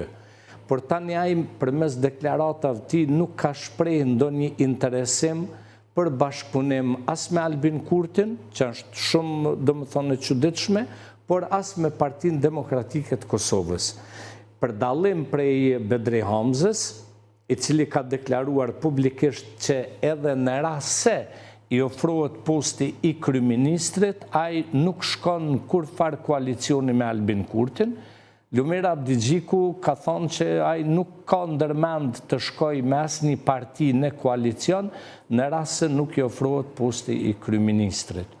Mbi bazën e kësaj, matematikat e mia thonë që edhe në rast se Fatmir Limaj do të shkoj për shembull me Albin Kurtin, që i ka 3 deputet, që se Albini refuzon krimin e një komune bosnjake, Duda Balja nuk e voton qeverin, do jetë shumë e vështirë për të pa një qeveri të krijuar nga Albin Kurti. Shohim, edhe pse matematikat janë të çuditshme, të bota shqiptare. Ju keni pas gjatë gjithë këtyre ditëve edhe unë sonte të zona 0 dhe vazhdoj me të njëjtën temë.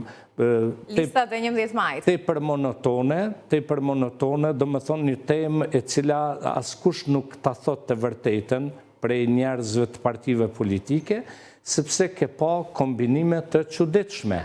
Në një listë, për shembull, është djali i X personit është deputet i Partisë Socialiste, ndërkohë që ky X personi, baba i tij është me koalicion me Sali Berishën. Ose kur ke dikend në Shkodër që baba i heqet nga lista, vajza është në listë, nga gjërat më të çuditshme. Kjo është politika ballkanike. S'ka kod, s'ka moral, s'ka vija, s'ka kurgja.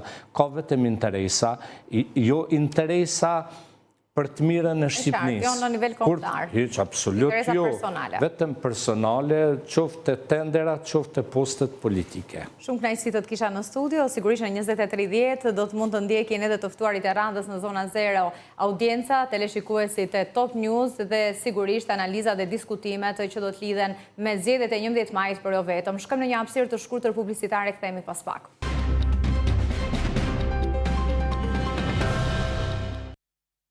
Jemi në një transmetim të drejt për drejt të Breaking, do të flasim për zhvillimet më të fundit politike, sigurisht edhe për listat e kandidatëve për deputet, mënyrën se si kanë zgjedhur palët politike të përfaqësohen në zgjedhjet e përgjithshme të 11 majit. Berisha gjatë ditës së sotme në një deklaratë për mediat ironizoi listat e kandidatëve të Partisë Socialiste, teksa nga ana tjetër vlerësoi listat e kandidatëve, listat që ka hartuar vetë, më pas janë miratuar edhe nga kryesia e Partisë Demokratike. Ndërkohë, 11 deputet demokrat nuk kandidojnë më për një mandat tjetër në parlament, e nga ana tjetër, sa i përket grupit parlamentar socialist, 24 deputet aktual mbeten jashtë zgjedhjeve. Do të diskutojmë për këto zhvillime, me mua në studio është avokati Kujtimi Ibra, mirë se erdhët. Mirë se gjeta. Avokat, do të ndjekim shkurtimisht një material për të përfshirë më shumë edhe teleshikuesit e më pas do të diskutojmë së bashku. Sali Berisha mbrojti listën e kandidatëve për deputet në 11 maj. Ai e konsideroi ofertën e opozitës për qytetarët si më përmbajtësore dhe më cilësore, që u është paraqitur ndonjëherë. Shqiptarët pan një garë mahnitëse. Kandidatët të tyre nuk erdhen nga bodrumet e shtëpive mafioze. Nuk erdhen nga Dubai, Aruba, apo qendra tjera të rrezikshme të mafjes shqiptare, por erdhen nga vota dhe konsulta demokratike e antarëve të Partisë Demokratike. Shqiptarët pan në listën e Partisë Demokratike dhe Aleancës për Shqipërinë madhështore. Një koalicion më të gjerin që ka ndodhur ndonjëherë. Gjatë deklaratës nga selia e partisë, Berisha i ktheu përgjigje edhe ironisë që kryeministri Edi Rama bëri me listën e opozitës gjatë rubrikës Sy në Sy. Lista e mbyllur është lista e mafjes, është lista e skapit e Edi Ramës. Të shkojmë të lista e hapur. Na thot pak. Çfarë është lista e hapur? Hajdut dhe patronazhist. Berisha vlerësoi kontributin e Dashnor Sulës në radhët e Partisë Demokratike dhe tha se vendimi për të larguar nga PD ishte i deputetit. Ndoqëm materialin, e nisim pikërisht me pikën më të fundit. Largimin e Dashnor Sulës ishte i pari në primare në qarkun e Elbasanit, nga ana tjetër një nga deputetët më aktiv, duhet thënë për hir të së vërtetës në kampin opozitar, nuk pati një vend në listë nga ana e Berishës dhe në minutat e fundit u bashkua një tjetër koalicioni për zgjedhjet e 11 majit. Shqipëria bëhet dhe nisma thurje tashmë kanë në mes tyre edhe deputetin demokrat të Sula. Si e pat këtë zhvillim? Dafina Përhez vërtetës, Darsula është një deputet simpatik, po të themi, me ato paraqitet e veta në parlament, pra ku shpesh herë më ka ngritë problematike nga zonë dhe problematika e Darsulës ka qenë në parlament gjithmonë për njerëzit e varfër, për shtresat e mesme, për bizneset e vogla, dhe për hizë vërtetës unë mendoj që është një humbje për Partinë Demokratike, largimi Dashnër Sulës nga grupi i PD-s, dhe zëvendësimi i një deputetit të tillë, ose i shumë deputetëve të tillë, nga disa deputet anonim, ose nga disa deputet që në listën e PD-s, sa janë edhe në lista sigurta që për hizë vërtetës nuk duhet të ishin fare as antarë Partisë Demokratike, jo më të ishin deputet e Partisë Demokratike, megjithatë është zgjedhja e Partisë Demokratike dhe zgjedhja e zotit Berisha për listën.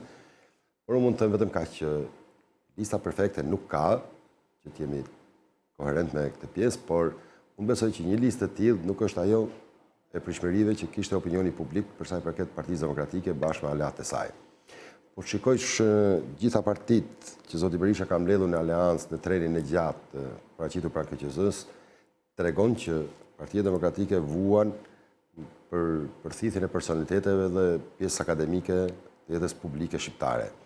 Pra, po që se Partia Demokratike do ishte hapur, sidomos të 2 vitet fundit, ka shi figurave me integritet dhe intelektuale, Partia Demokratike nuk ishte pse të kishte nevojë që të krijonte një aleancë me partinë e Selemi Janisherit ose të Kujtim Gjuzit, për shkak se ne dim peshën specifike që kanë këto parti për hizë vërtetës, por pa paragjikuar asnjë, është drejta gjithë secili që të krijojë një parti dhe një subjekt politik dhe të paraqitet zgjedhje, por ajo që subjekti politik tregoi forcën e saj është kur ajo provohet në popull e vetme, dhe jo në sjetullën e partive të mëdha. Pra, po të kalosh te krahu tjetër të Partia Socialiste nuk ka fare koalicionuar asnjë parti. Po do ta diskutojmë, po ndërkohë demokratët realizuan një proces primaresh dhe pati ankesa sepse disa prej atyre që u shpallën fitues madje duke kryesuar rezultatin e primareve në qarkun e Tiranës, ish kryedemokrati Kavajës, duke qenë se është proces në Titin Qark, po ashtu ai që u shpallë fitues apo në krye të listës në qarkun e Dibrës, po ashtu deputeti Dashnor Sula që u largua. Pse u bën këto primare? Çfarë vlere kishin? Cili ishte qëllimi i tyre? Dafina, këtë pjesën e primare unë do ta sqaroj në mënyrë të saktë, sepse e njoh shumë mirë dhe e di shumë mirë edhe si është vepruar, edhe si është vepruar edhe tani. Shiko. Po marr shembull kryetarin e PD-s, ish kryetarin e PD-s zotin Hesen Kadiu të Kavajës. Vlla dorëheqën sekretar partie dhe kandidoi për primaret ku doli i pari në qark. Pse doli i pari në qark shtohet pyetja? Doli i pari në qark sepse kryetar partishtë ndryshëm brenda qarkut kanë xhepat e tyre elektoral dhe kanë antarësinë e tyre që i votojnë totalisht në zona të veçanta. E njëjta lojë si me Kavajën ka ndodhur edhe Malsinë e Madhe, po të themi Ramadan Lika, deputeti i Partisë Demokratike, ka dalë i pari në qark Shkodrës. Por po ta shikosh. Pra ju po thoni ishte një votë orientuar. Jo vetëm votë orientuar, po janë shfrytzuar xhepat e qyteteve të vogla për të marrë vota shumë, duke përmbysur rezultatet në qytetet të mëdha.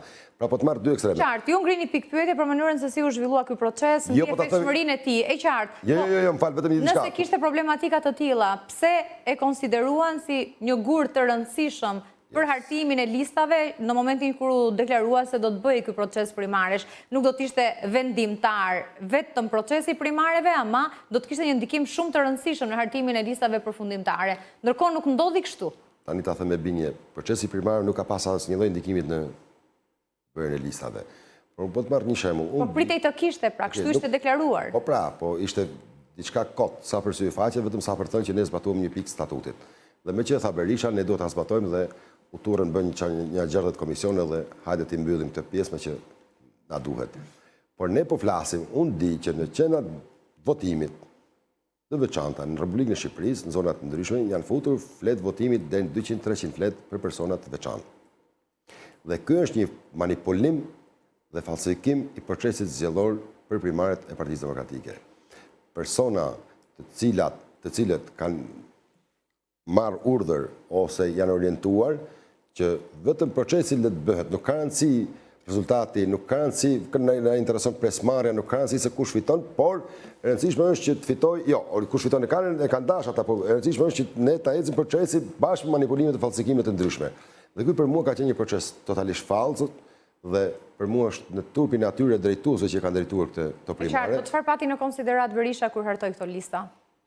Berisha ka pas konsiderat vetëm, po thush, entourazhin e Partisë Demokratike, të cilët ai ka pas gjithë jetën, po themi, vetëm mos them gjithë jetën, po besnikët mbështetësit kryesor, po ti marrësh me radhë Flamur Noka, Dipal Loka, Albana Vokshi, e gjithë me radhë, Josefina të parë dhe rikthehet përsëri mbasi u largu që në vitin 2013.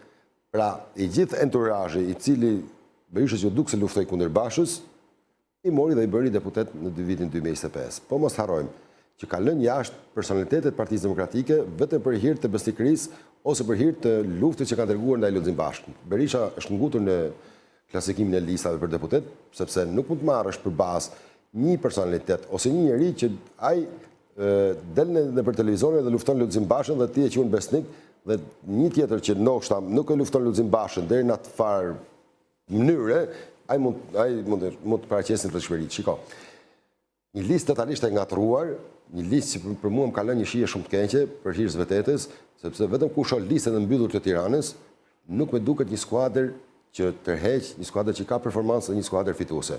Po marr vetëm Tiranën, pastaj po duhesh të analizoj edhe Tirana dhe 12 vendet e mbyllura kanë edhe aleatët. Po, edhe aleatët. Tani shiko, i bie vetëm një shembull po të marrim.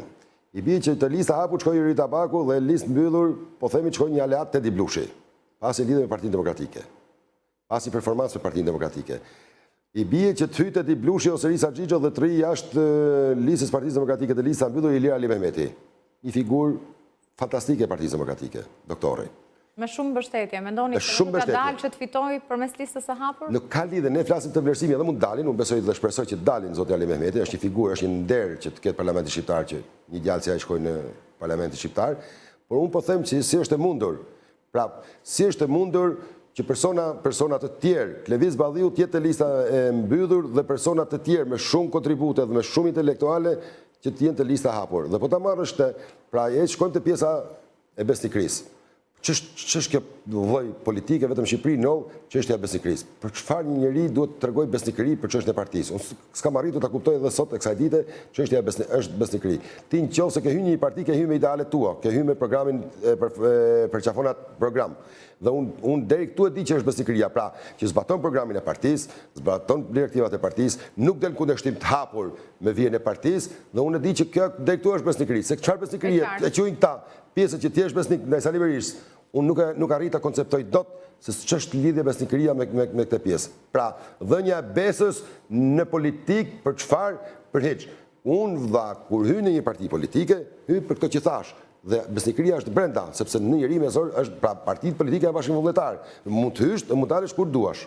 Dalim, pra janë 11 deputet aktual demokrat që nuk janë në listat e Partisë Demokratike, nuk do t'jenë në kuvendin ardhshëm, përveç Dashnor Sulës, i cili është bashkuar një tjetër koalicioni dhe mbase aty do të arri të marrë një tjetër mandat deputeti. Ndërkohë nga radhët e Partisë Socialiste, Rama nuk ka kandiduar. Një pjesë të mirë bëhet fjalë për 24 deputet të cilët kanë mbetur jashtë këtij procesi zgjedhor. Sigurisht është këtu edhe lista emrore, për shembull, një prej tyre është pyetur Nasip Naço, madje ka shkëmbyer një batutë me gazetarët që nga shtatori do t'i kthehet punës profesionit të avokatit sepse ka shumë nevojë, që do thotë e lidh ndoshta edhe me aktivitetin e SPAK-ut apo jo. Jo, shiko, zoti Naço ka nevojë për avokat. Ishte deklarata edhe që kanë, po, do ketë nevojë për avokat dhe zoti Naço normalisht avokatia është aty ku ushtrohet profesioni më shumë se asnjë juristit, që të jemi korrekt. Por unë po them vetëm për këtë, për Partinë Socialiste ka diçka. Senatorët e Partisë Socialiste tashmë po vinë drejt fazës që po e mbyllin jetën politike në Partinë Socialiste. Partia Socialiste e riçarkullon dhe realizon partinë dhe grupin parlamentar her pas here. Pra kemi rreth 70-80 deputet, po themi që në 2009 deri më sot që flasim, që janë qarkulluar në Partinë Socialiste. Dhe ndoshta gjetjet që ka bërë Rama ka dhënë efikasitetin e duhur përderisa tregon që ka fituar 3 palë zgjedhje. Por është e mundur. Duke përjashtuar listën e Tiranës, ku në listën e mbyllur edhe Rama ka vënë disa ministra aktual, pra persona që kanë një peshë politike edhe të rinj të përfshirë, por që kanë një pozicion të rëndësishëm sot në Partinë Socialiste dhe ka dashur që të kenë këtë mbështetje. Ndërkohë, pra duke lënë listën e mbyllur të Tiranës, çfarë ju bie në sy në listat e tjera, qoftë të mbyllura, qoftë të hapura në qarqe të tjera? Ja, këtë doja thoja, shiko, në Partinë Socialiste ka deputetë sot që flasin që kanë 4-5 mandate. Pra, po ta shikosh janë bërë shumë botaforik. Dafina nuk po japin asgjë më për opinionin, nuk japin asgjë më për Partinë Socialiste dhe biles ta ishe jo vetëm tani, po për mendimin tim do kishte qenë më përpara që të largoshin nga pjesa që janë deputet në Partinë Socialiste. Këta persona nuk kanë çfarë japin më në Partinë Socialiste përveç votimit ose të mund të rrinë, si themi, po kolonë mbrojtur ose kolonë e zëshme fundore e Partisë Socialiste, sepse politika edhe të konsumon aq më tepër në Shqipëri. Shiko, kemi ne deputetët nuk e kanë kuptuar akoma që të shkosh në parlament është në jetë aktive politike dhe jo biznesit. Pra, disa kanë ngatruar biznesin me politiken. Dhe zoti Rama ka kuptuar shumë mirë që këta nuk japin efikasitet. Dhe në momentin që ti nuk jep efikasitet, atëherë do i hap vënë një triut, s'ka rëndësi nga mosha, po një triut që performon më mirë se sa ti për shumë vitesh. Pra, nuk flasim për limonat shtyllur, nuk flasim për limonat shtyllur. A lidhet hartimi i listës edhe me aktivitetin e prokurorisë së posaçme, gjykatës së posaçme? Sigurisht, po diskutojmë Partisë Socialiste, por më pas mund t'ua bëj të njëjtën pyetje edhe për Partinë Demokratike. Shpesh Ramës i përmendin që ka thuajse një qeveri tek 313-a të qendrorit, por edhe në nivel vendor të qeverisë, sepse janë 10 kryebashkiak, ose pas hekurave ose nën hetim. Kjo tregon që Rama nuk ka informacion se për kë ka çështje penale dhe për kë nuk ka çështje penale më spak.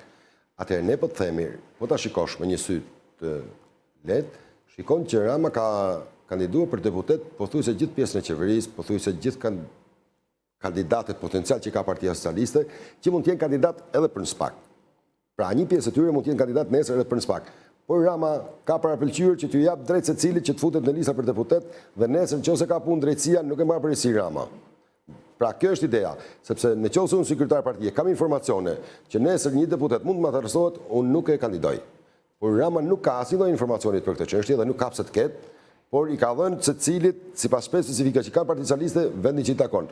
Në rast se nesër ti ke punë me spakun, do paraqitesh dhe japën ndërheqjen, siç është provuar deri tani. Tani pyetja shtrohet, a duhet ose ishte dashur që Rama po themi ta peshonte më mirë pjesën e personave që nesër mund të rrezikohen nga spaku, ajo është çështje që Rama ka zgjidhur vetë në kuptimin e rrezikut politik.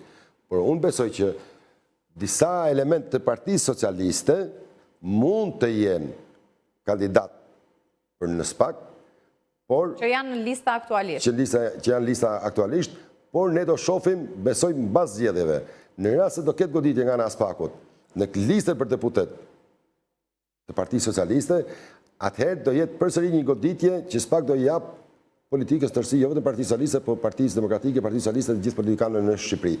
Por unë besoj që Rama e ka peshuar deri në fazën që aje ka quajtur të nevojshëm për Partinë Socialiste dhe për interesin publik. Në momentin që spaku vepron, Rama nuk ka më përgjegjësi fare për asë secilin prej këtyre që Rama i jep një post drejtues dhe ti abuzon me postin drejtues. Pra, vetëm ta sqaroj këtë. Rama të bën ministër dhe ti do të vjedhësh. Në qoftë se momentin ti bën ministër, të beson dhe ti do të vjedhësh dhe paraqitesh në spak, ti do japësh llogari për veten tënde, nuk do japësh llogari as për Ramën, as për qeveritarët e tjerë. Përgjegjësia penale është individuale, por sigurisht që ka edhe politike, absolutisht, jo, absolutisht. Nuk e diskutoj. Nuk ndodh kjo. Nuk e diskutoj këtë pjesë. Jo, edhe ndodh, edhe në Shqipëri. Edhe në Shqipëri ndodh. Nuk është se e thënë që në Shqipëri nëse gjysma e kabinetit të bie në burg dhe cila është përgjegjësia morale? Hëngrën dardha edhe fruta të tjera pas kurrizit të kryeministrit. Tani dalim të pjesa ta shpjegoj pak pjesën e dardhave. Nuk mundem kryeministri nuk mundet nesër që për hir të një ministri në detyrë ose jo në detyrë, sepse shkon në Burgaj të lejë qeverinë. Pra nuk shtrohet puna që qeverinë ti ta marrësh me anë spakut. Këto kam idenë unë. E qartë. Pra, ana morale jam dakord totalisht. Ana morale. Po diskutojmë për një standard të munguar në raport me synimin ku do Shqipëria të shkojë drejt Bashkimit Evropian, drejt një standardi perëndimor. Lutem, ta mbyll, lutem. Shiko, ana morale vlerëson votuesi, e voton populli. Pra, në qoftë se ti nesër, pas nesër, shkon në zgjedhje dhe një pjesë të ministra ose deputetëve kanë përfurnuar në pranga, do jenë populli shqiptar që do të gjykojë ty për pjesën morale të qeverisjes. Edhe për mirë qeverisjen, normal edhe për gjitha tjerat. Ndërkohë, se jemi drejt minutazhit, drejt fundit. Nga ana tjetër, Berisha e ndoqëm. Në fakt, lista e mbyllur e Ramës është e skapistëve, atyre që hyn e dalin në skap, siç e cilëson strukturën e posaçme, duke mos u referuar me emrin e vërtet dhe shpesh e etiketon edhe si organizatë kriminale. Po ndërkohë Berisha është kujdesur që persona që mund të kenë dosje aktualisht, të jenë në proces hetimi në SPAK, të mos i ketë përfshirë në listat e sigurta? Jo, nuk është kujdes as zoti Berisha, dhe zoti Berisha disa persona që i ka futur në lista, bile në listat mbyllura, unë besoj që me informacionet dhe me çfarë flitet dhe nga media do të jenë kandidat për të paraqitur pranë SPAK-ut dhe mund shkojnë ndoshta edhe drejt arrestimit. Ju keni informacion specifik për dikë? Pra jemi drejt marrjes të pandehur edhe disa nga eksponentë të Partisë Demokratike dhe do të ndodhë shumë shpejt. Siç mund të ketë edhe thash edhe për disa eksponentë të Partisë Socialiste. Por kjo nuk i ndalon Ramën dhe Berishën që t'i fusin në listat për deputet. Kur ndodhi, do të ndodhi. Pra këta të dy i kanë vendosur në lista për deputet. Në momentin që ndodh, ta nuk majnë përgjegjësi për ta persona, pasi përgjegjësia e tham është personale dhe është individuale, qoftë civile, qoftë penale. Po, dhe një pyetje të fundit, dy koalicionet e tjera që janë LZK me djathtas 1912, Shqipëria bëhet me nismën thurje, dhe po ashtu ato që kanë dalë si subjekte, Demokratët Euroatlantik, mundësia e shehit, si mendoni, do të arrijnë të përfaqësohen me mandate në kuvendin e pas 11 majit? Unë për të qenë transparent dhe drejt për drejt, unë mendoj që vetëm Shqipëria bëhet me nisma thurje, në mos gaboj janë koalicion bashkë, pra Adriatik Lapa. Po këto janë një koalicion, nga ana tjetër është edhe djathtas 1912 me LZK-n. Ata mos si quaj fare koalicion, nuk kanë lidhje me koalicion dhe nuk kanë lidhje me terrenin politik shqiptar, pra unë ata i quaj anonim në përsa përket votimit dhe këtu do jemi, por në qoftë se do marrin mandatet e deputetësh, do marrin Adriatik Lapa e Mende Shabanin. Edhe sondazhet nuk i nxjerrin aq larg shumë sa e trumetojnë, por unë besoj që Shqipëria bëhet, pra nisma për Shqipëria bëhet, mëse kështu ka koalicioni me sa më kujtohet, besoj që do marrin 4 dhe 5% të elektoratit në qarqe të ndryshme. Dhe besoj që... Sa do t'jetë mundur të përkthehen në mandate, duke qenë se jemi në 12 zona zgjedhore? Besoj dhe unë besoj që si mas përdogoritjeve të mia, them që 3 dhe 5 mandate mund të marrin ky koalicion. Do t'i japë një dorë deputeti demokrat që tashmë është absolutisht patjetër. I listuar tek ata? Çdo njeri me kredenciale dhe me potenciale në terrenet ndryshme maksimizon votën e çdo force politike, jo vetëm të kësaj, por kushdo qoftë. Pra, në shumë raste... Pra do të ketë një konfigurim ndryshe Elbasani me kalimin e sulës të ky koalicion? Unë besoj që me kalimin e sulës të ky koalicion rrezikon qinqarkun e Elbasanit dhe Shqipëria të bëhet ta marrë një mandat. Darsula është një person, në thash, publik dhe karizmatik në shkallë kombëtare, po edhe në zonën ku ai jeton dhe banon. Pra, unë them që Darsula do i sjellë njërisi i koalicioni dhe i sjellë shumë vota. Për shkak se Darsula është njëri i ndershëm dhe shqiptarët çfarë po kërkojnë? Po kërkojnë njerëz të ndershëm, njerëz që interesohen për hallet dhe problemet e tyre dhe nuk kërkojnë oligark ose këta matrapasët të politikës. Kisha dashur t'ja bëja këtë pyetje drejt për drejt zotit Sula, po këtë kapërcim elektorati i tij si e pret. Deri dje edhe me takimet në diasporë kërkonte votat për koalicionin që drejton Berisha, ndërkohë nga sot mos votoni për Berishën, por për një tjetër koalicion. Si të pret elektorati për këtë ndryshim brenda 24 orësh? Në rast se ne flasim për persona të cilët nuk kanë hikur për dëshirët e tyre, pra është një largim me kapriço dhe me intriga brenda partive të ndryshme. Dhe në momentin që një parti politike ose drejtuesit e saj të largojmë në një formë apo në një tjetër me metoda bizantine, atëherë populli të mirëkupton shumë mirë. Pra, këta janë metoda bizantine dhe mënyrë të largimit të personave të tillë, siç Dashnor Sula apo edhe të njerëzve të tillë. Dhe unë e di dhe e di se si funksionon edhe te Partia Demokratike, pra në qoftë se Flamur Noka me ca të tjera atje bëjnë disa lista paraprake dhe në fund thonë ti je skapis, pakis, se çfarë thonë. Pra ti kem shtetur SPAK-un dhe nuk do të jesh lista, kjo është katastrofë. Dhe unë besoj nuk ka shqiptar që nuk e kupton. Berisha është ndikuar nga Noka dhe persona të tjerë, eksponentë të tjerë të Partisë Demokratike në këtë listë. Listat më shumë Partinë Demokratike i bëjnë Flamur Noka me Albana Vokshin. Dhe që të vi në këtë drejtë Partia Demokratike që Albana Vokshi dhe Flamur Noka të bëjnë listat e Partisë Demokratike, kjo është halli i madh. dhe për atë punë nuk kanë performancë, dhe për atë punë nuk japin të publiku performancën e duhur, bashkë me lista që kanë bërë. Pra, Flamur Noka, sekretari përgjithshëm, ka vite që ka humbë me 2013 në Flamur Noka, ka qenë një ministër mërqët, Edi Paloka, e me radhë, mos i përmen. Pra, s'ka ndonë asgjë. Dhe kur vjen puna, riciklohen prap dhe preashtojnë edhe tjerë. Mirë si fus për vete po fusin bërrylla dhe largojnë njerëz që kanë potenciale edhe intelektuale dhe kanë imazh mirë në publik. Avokat, ju falenderoj që ishit në studio, sigurisht do të flitet gjatë edhe në ditët e ardhshme, sigurisht edhe deri në 11 maj, apo edhe më pas, pasi të mësojmë rezultatin, qoftë për kandidatët e më pas edhe për fituesit. Shkojmë në një hapësirë të shkurtër publicitare, kthehemi pas pak.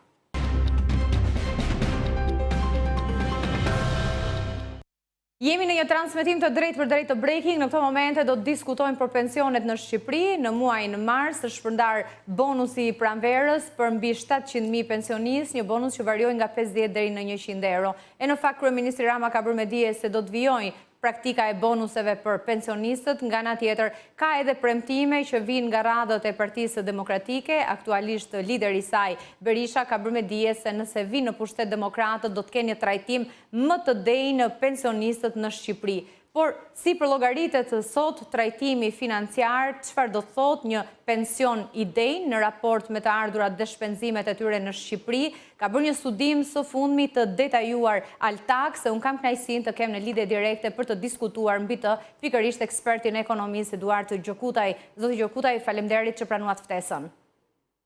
Faleminderit juve. E keni ngritur të gjithë studimin duke sqaruar që në krye në fakt çfarë është një pension i denjë? E paraqesim me bëjmë me dije edhe për teleshikuesit? Po do thosha që pensioni i denjë është në bazën e atyre analizave që ne bëjmë me BMC, për të shpjeguar një herë se çfarë është kostoja e jetesës, e cila bazohet dhe si një motiv për partitë politike për të shpalosur ato që në prag fushate i quajnë si programe ekonomike. Dhe natyrisht në pjesën e një pensionit të denjë futen ato shpenzime të cilat kanë të bëjnë jo vetëm me ushqimin, jo vetëm me akomodimin, por edhe me shpenzimet e tjera që shkojnë përtej nevojave të përditshme që janë shpenzimet për medikamente dhe shërbime shëndetësore, për transport, ku janë lëvizjet e ndryshme, si dhe ato shpenzime që lidhen me një jetesë normale pa u kaluar në egzagerime, pra duke bërë një jetesë të një njeriu normal, i cili plotson nevojat bazë të tij dhe natyrisht nuk ka nevojë të ndihmohet nga të tjerë apo të ndihmojë vetveten duke u vetpunësuar. E gjitha kjo konsiderohet një vlerë pensioni i denjë që përballon këto lloj kostosh që arrin në një shumë të caktuar të cilën ne kemi ndjekur në një rrjedhë kronologjike duke i renditur të gjitha një pas një sipas të dhënave më të fundit të statistikave zyrtare. Dhe për të pasur një pension të denjë në Shqipëri, sa para do duhet të akordoj buxheti? Pra sa do duhet të jetë trajtimi financiar mujor për të moshuarit?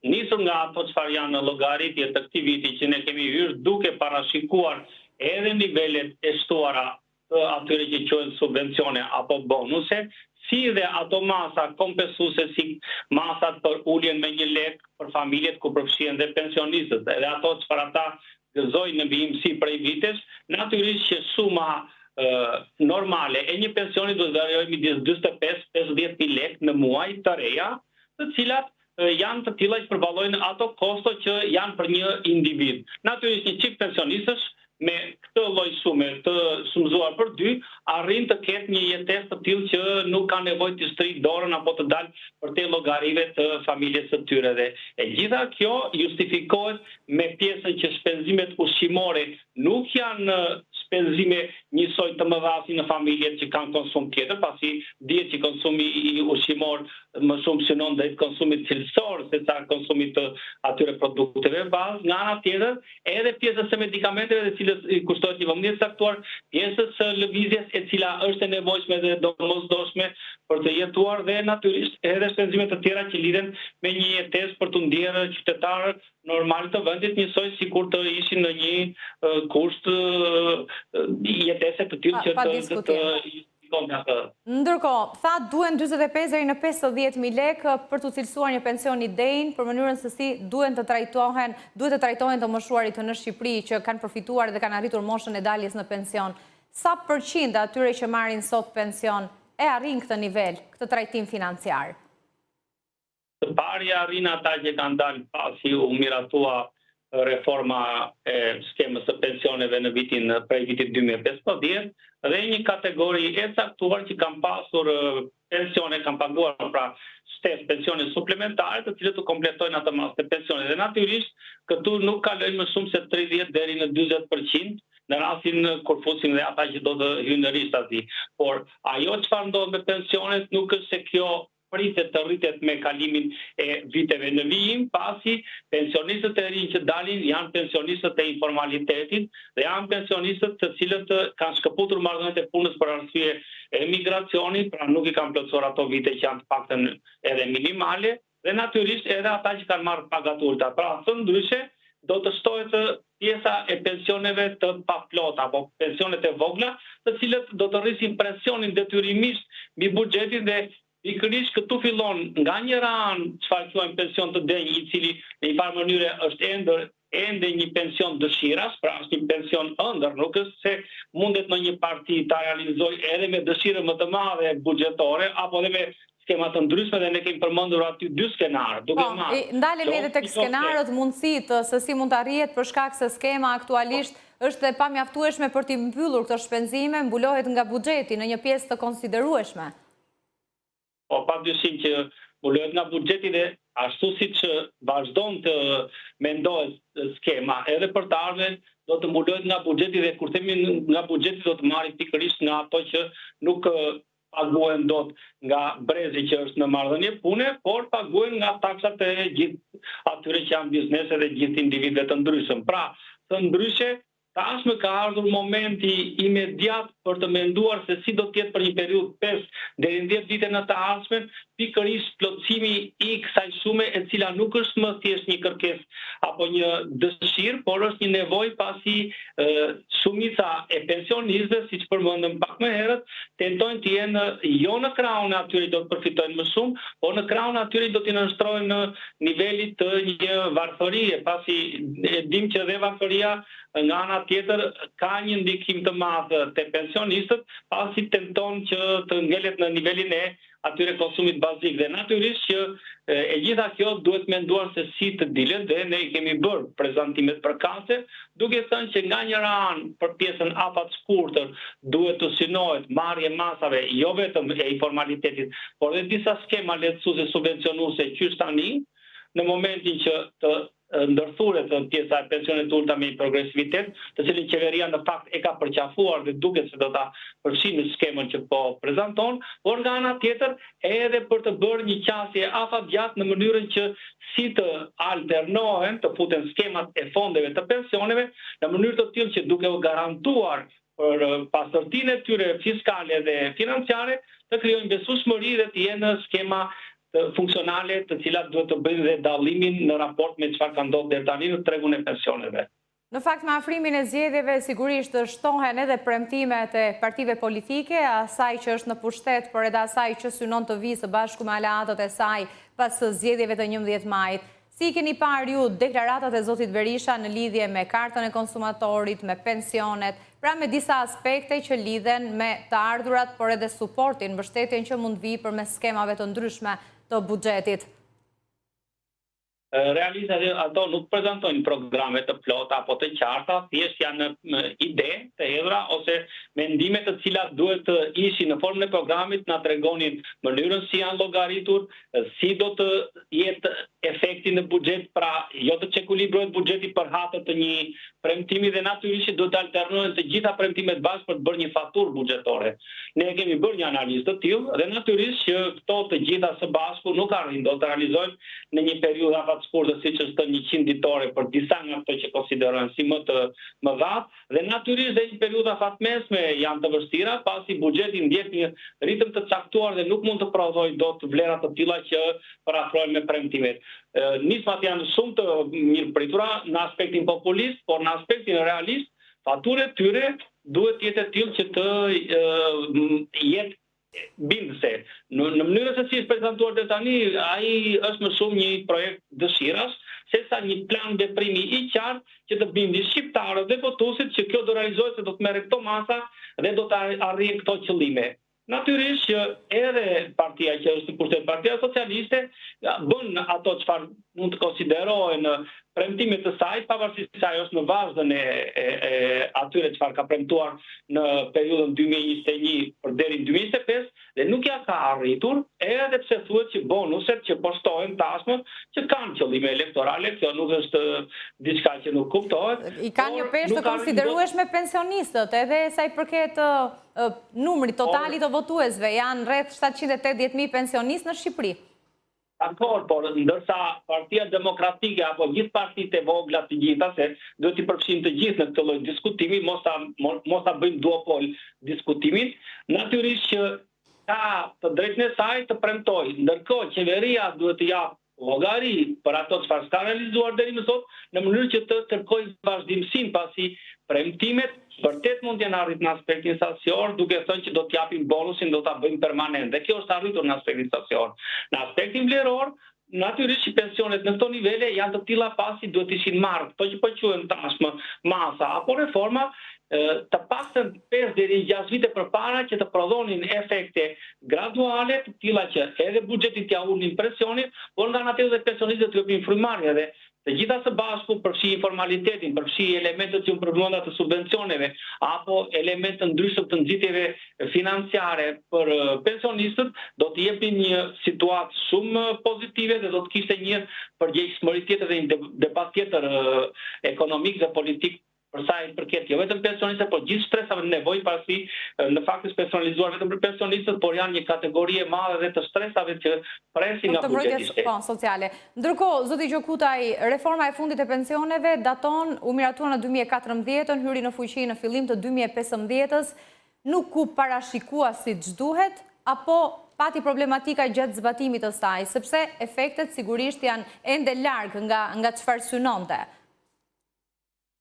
Si që ndodhë në politikën shqiptare, në vim si janë politika që kanë vizion afat shkurtër, ishte optimiste më shumë se ç'duhet, pati element të ndikus pozitiv, por nuk arriti dot të kishte atë qëndrueshmëri të skemës apo dhe një garantim për të mbajtur vetveten skema. Natyrisht krijoi problematika të tilla që duke mos u azhurnuar të paktën një herë në 2 vite, në mënyrë të tillë që të korrigjonte ato çfarë skema prodhon si efekte anësore apo efekte jo pozitive, do të kishte një qasje tjetër që do të ngushtonte hendekun midis pensioneve që marrin në zonat rurale apo ato që kanë pagat që kanë pas pagat të ulta, me ato që tashmë kanë dalë. Nga ana tjetër, do të ndikonte mbi të harmonizimin e të gjitha stresave në mënyrë të tillë që të mos ndihesh ky bosliku që ata që dolën në pension pas vitit 2014 përfituan një mas pensioni sipas formulës së re shumë të lartë në raport me ata që për të njëjtat kontribute përfituan ose kishin në përfitim një mas më të vogël. E gjitha kjo duhet të zbatohet me një skemë progresiviteti me këto pikërisht bonuse apo skema të tjera të ngjashme, në mënyrë të tillë që të ngushtojë ky indeks dhe ka krijuar pabarazi të mëdha. Dhe këto pabarazi nuk janë një nga problemet e mëdha. E dytë ishte ajo që unë përmenda, mos mbajtja e një skeme të qëndrueshme në afat gjatë. Dhe natyrisht që elementet të tillë duke mos u studiuar, duke mos analizuar vit pas viti, periudhë pas periudhe, kuptohet që krijojnë probleme të mëdha nëse mbarten tashmë pas 10 vitesh dhe natyrisht nuk ka çfarë t'i bëj asnjë lloj mase në aspektin afat shkurtër, por dhe në aspektin afat mesëm, pasi në vetvete qeveria nuk është se ka lekë në dispozicion, pasi dhe ato lekë që presupozohet i kishte për pensionet tashmë i ka hedhur në projekte të ndryshme të cilat ne shikojmë duke marrë eurobondit, duke marrë një tjetër borx për sa i përket kamerave, një borx tjetër për Oshen. Pra, qeveria nuk është se po merr borxhe thjesht për politikën e pensionit, po merr borxhe për të zhvilluar ato projekte që ajo i mendon se do t'i rikthejnë ekonomisë, ndërkohë pensionet do ndjekin një ritmik rritëse, pak indeksim dhe pak bonus. Zoti Gjokutaj, ju falenderoj shumë që ishit në këtë komunikim për të sqaruar në fakt sa më shumë të moshuarit se edhe çfarë synojnë premtimet e palëve politike, sa të realizueshme janë ato, e mbi të gjitha se kur do t'i dhe mundur që Shqipëria të arrijë t'i trajtojë ata me një pension të denjë që së fundmi është përllogaritur në 45 apo 50.000 lekë, nisur edhe nga analiza e detajuar dhe studimi që ka bërë zoti Gjokutaj. Mirë, shkojmë në një hapësirë të shkurtër publicitare dhe kthehemi pas pak.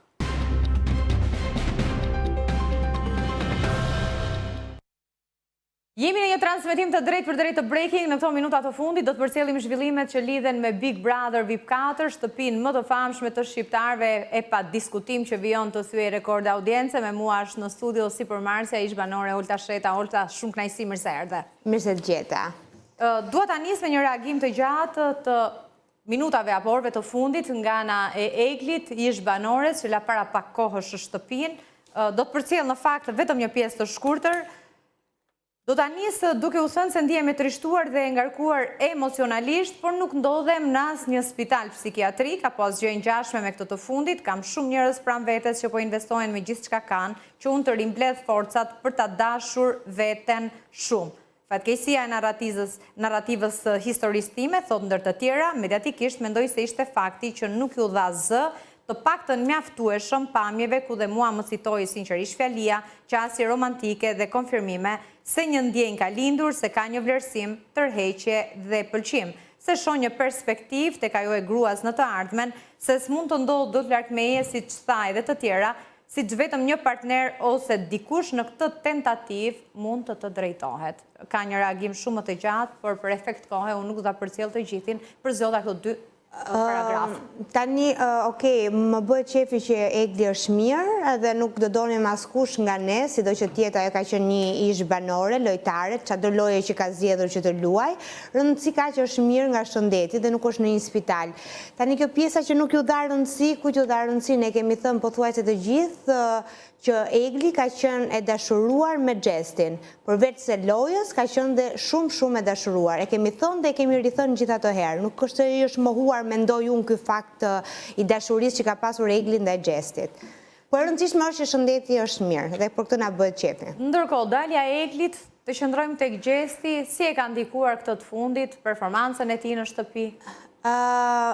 Unë e prisja që me daljen e Eglit, Gjesti do sfumoheshe, nuk do ishte më ai Gjesti. Gjithsesi, Egli, sido që ta ketë luajtur lojën, i ka dhënë shumë zë Gjestit. Ishte ajo që ishte krau më i fortë që Gjesti veshe shumë në parë. Çdo lloj loje që të bënte, Gjesti ishte prania e Eglit që e konfirmonte shumë lojën e Gjestit. Edhe për këtë më vjen keq që e la lojën Egli. Tani po shikojmë një Gjest që nuk po krijon më dinamikat e mëparshme, nuk po bën lojë, edhe banorët edhe brenda e kanë kuptuar që Gjesti pa një partnere në krah, jo partnere loje.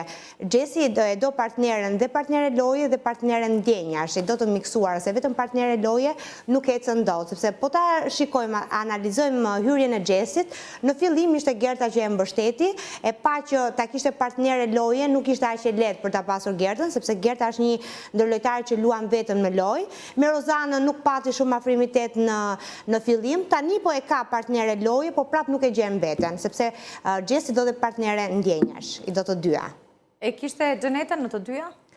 Po dhe Xhenetën e ka pas në të dyja, por Xheneta është ndryshe nga Egli, sepse Xheneta ka qenë një femër shumë me karakter në bigun e vet, kështu që ishte Xheneta që e posedonte Gjestin dhe Gjesti nuk e posedonte dot Xhenetën, kurse këtu tek ne Gjesti posedonte Eglin. Po prap kur bëhet fjalë për ndjenja, i duhet patjetër partnere e ndjenjës Gjesti, sepse nuk ka lojë të vetën. Përveç vëmendjes së madhe që do të merrte, si mendon se do të përcillej një përballje mes Gjestit dhe Xhenetës? Nëse futesh e Xheneta, një përballje ndoshta edhe një takim brenda shtëpisë. Se tani kur po vije takova Xhenetën poshtë, mendoj që me futjen e Xhenetës, Gjesti do sfumoheshe shumë imazhi, më shumë se një javë. E konsideron vetë se Xheneta një përballje të mundshme? Apo pse jo edhe për të banore? Nuk e di, po unë mendoj që Xheneta do jetë shumë e aftë për ta sfumuar Gjestin totalisht dhe mendoj që Xheneta merr komplet vëmendjen. Mos them që edhe në një fitore të mundshme mund ta marrë edhe Xheneta sa do vonë që është. Është shumë e aftë për atë lojë dhe Xheneta. Po ta gjithmonë në drejtim me Gjestin, këtu e kemi. Në diskutim. Do të flasim edhe për banorët e tjerë, por nisur nga pamjet kemi Eglën, fituesen e edicionit të shkuar. E preferuara ime, unë dhe edicionin e shkuar. Pusila Ertin, pra një pusje skenike në buzë, dhe Juri Kthye Vaskës, vendit të preferuar të saj, që e kishte edhe në programin në formatin ku ajo ishte pjesë. Egla ka qenë e preferuara ime dhe gjithmonë e kam mbështetur dhe doli fituese. Çuditërisht i zgjedhin u hat mirë këta fituesit unë. Më pëlqeu shumë puthja e që bëri skenike me Laertin dhe mendoj që e ka bërë qëllimisht, sepse me që u puthën dy djemt nga ana e Laertit, Aldo dhe Gjesti, kjo e bëri qëllimisht për të konfirmuar të kundërtën, por problemi është se Valbona akoma se ka parë dhe kur ta shofi në Prime dua shumë të shikoj reagimin e Valbonës, edhe ajo pastaj spektakli i Eglës është Vaska e ka pronë të vetën, e kupton, dhe madje se kishin trajtuar dhe mirë Vaskën, ishte shumë fani, më pëlqeu shumë. Valbona, më falë, mendoja që Egla thash mos është banore prap dhe e fiton prap edhe 4-ën.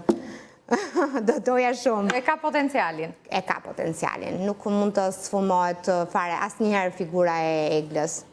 Valbona me Jozin tentuan t'i bëjnë një lojë, një inskenim pikërisht Gertës, u shoqërua edhe me debate, në fakt që nga momenti kur u transmetua në Prime, Gerta vazhdimisht është përplasur për këtë çështje me Jozin kryesisht, edhe për shkak të raportit që kanë pasur të dy, ndërkohë si e pe këtë inskenim të një situate, të një historie të sajuar, të stisur, të paktën sipas dy protagonistëve. Tani ky inskenim, këta menduan se nxorën bllov Gertën, por realisht dolën bllov vetë, sepse ishte inskenimi më i shumtuar që kam parë që nga ky bik, dhe ai Jozi mirë që nis një gjë, po i shkreti nuk e di as ku do përfundoj. Kjo është ideja e tij, gjithmonë për çdo gjë, jo vetëm për Gertën, dhe ideja ishte e Jozit që Gerta nuk i mbajti një sekret. Por çfarë ja mbajti Gerta sekretin? Gerta ja mbajti sekretin deri në fund, nuk e tha me asnjë banor atje. As nga djemt, as nga vajzat. Kë quan ai mos mbajtjen e sekretit? Apo quan kur duhet ja thot diku dhe atëherë quan mbajtje të sekretit? Kjo ishte kot. Pastaj nuk është se ka dyshuar vetëm pjesa vetëm Gerta, që mund të ketë pasur një pëlqim nga ana e Valbonës. Kanë dyshuar dhe vajzat e tjera, kështu që nuk ishte ndonjë nxjerrje që këta e nxorën Gertën bllov. Për mua ishte loja më e shumtuar.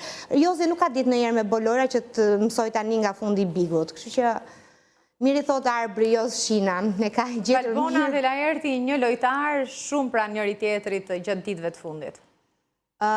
Valbona ka qenë që në fillim pranë Laertit, që në fillim të këtij edicioni, edhe tani që ju dha dhe mundësia për të qenë një lojtar i vetëm, akoma dhe më shumë do jetë pranë Laertit.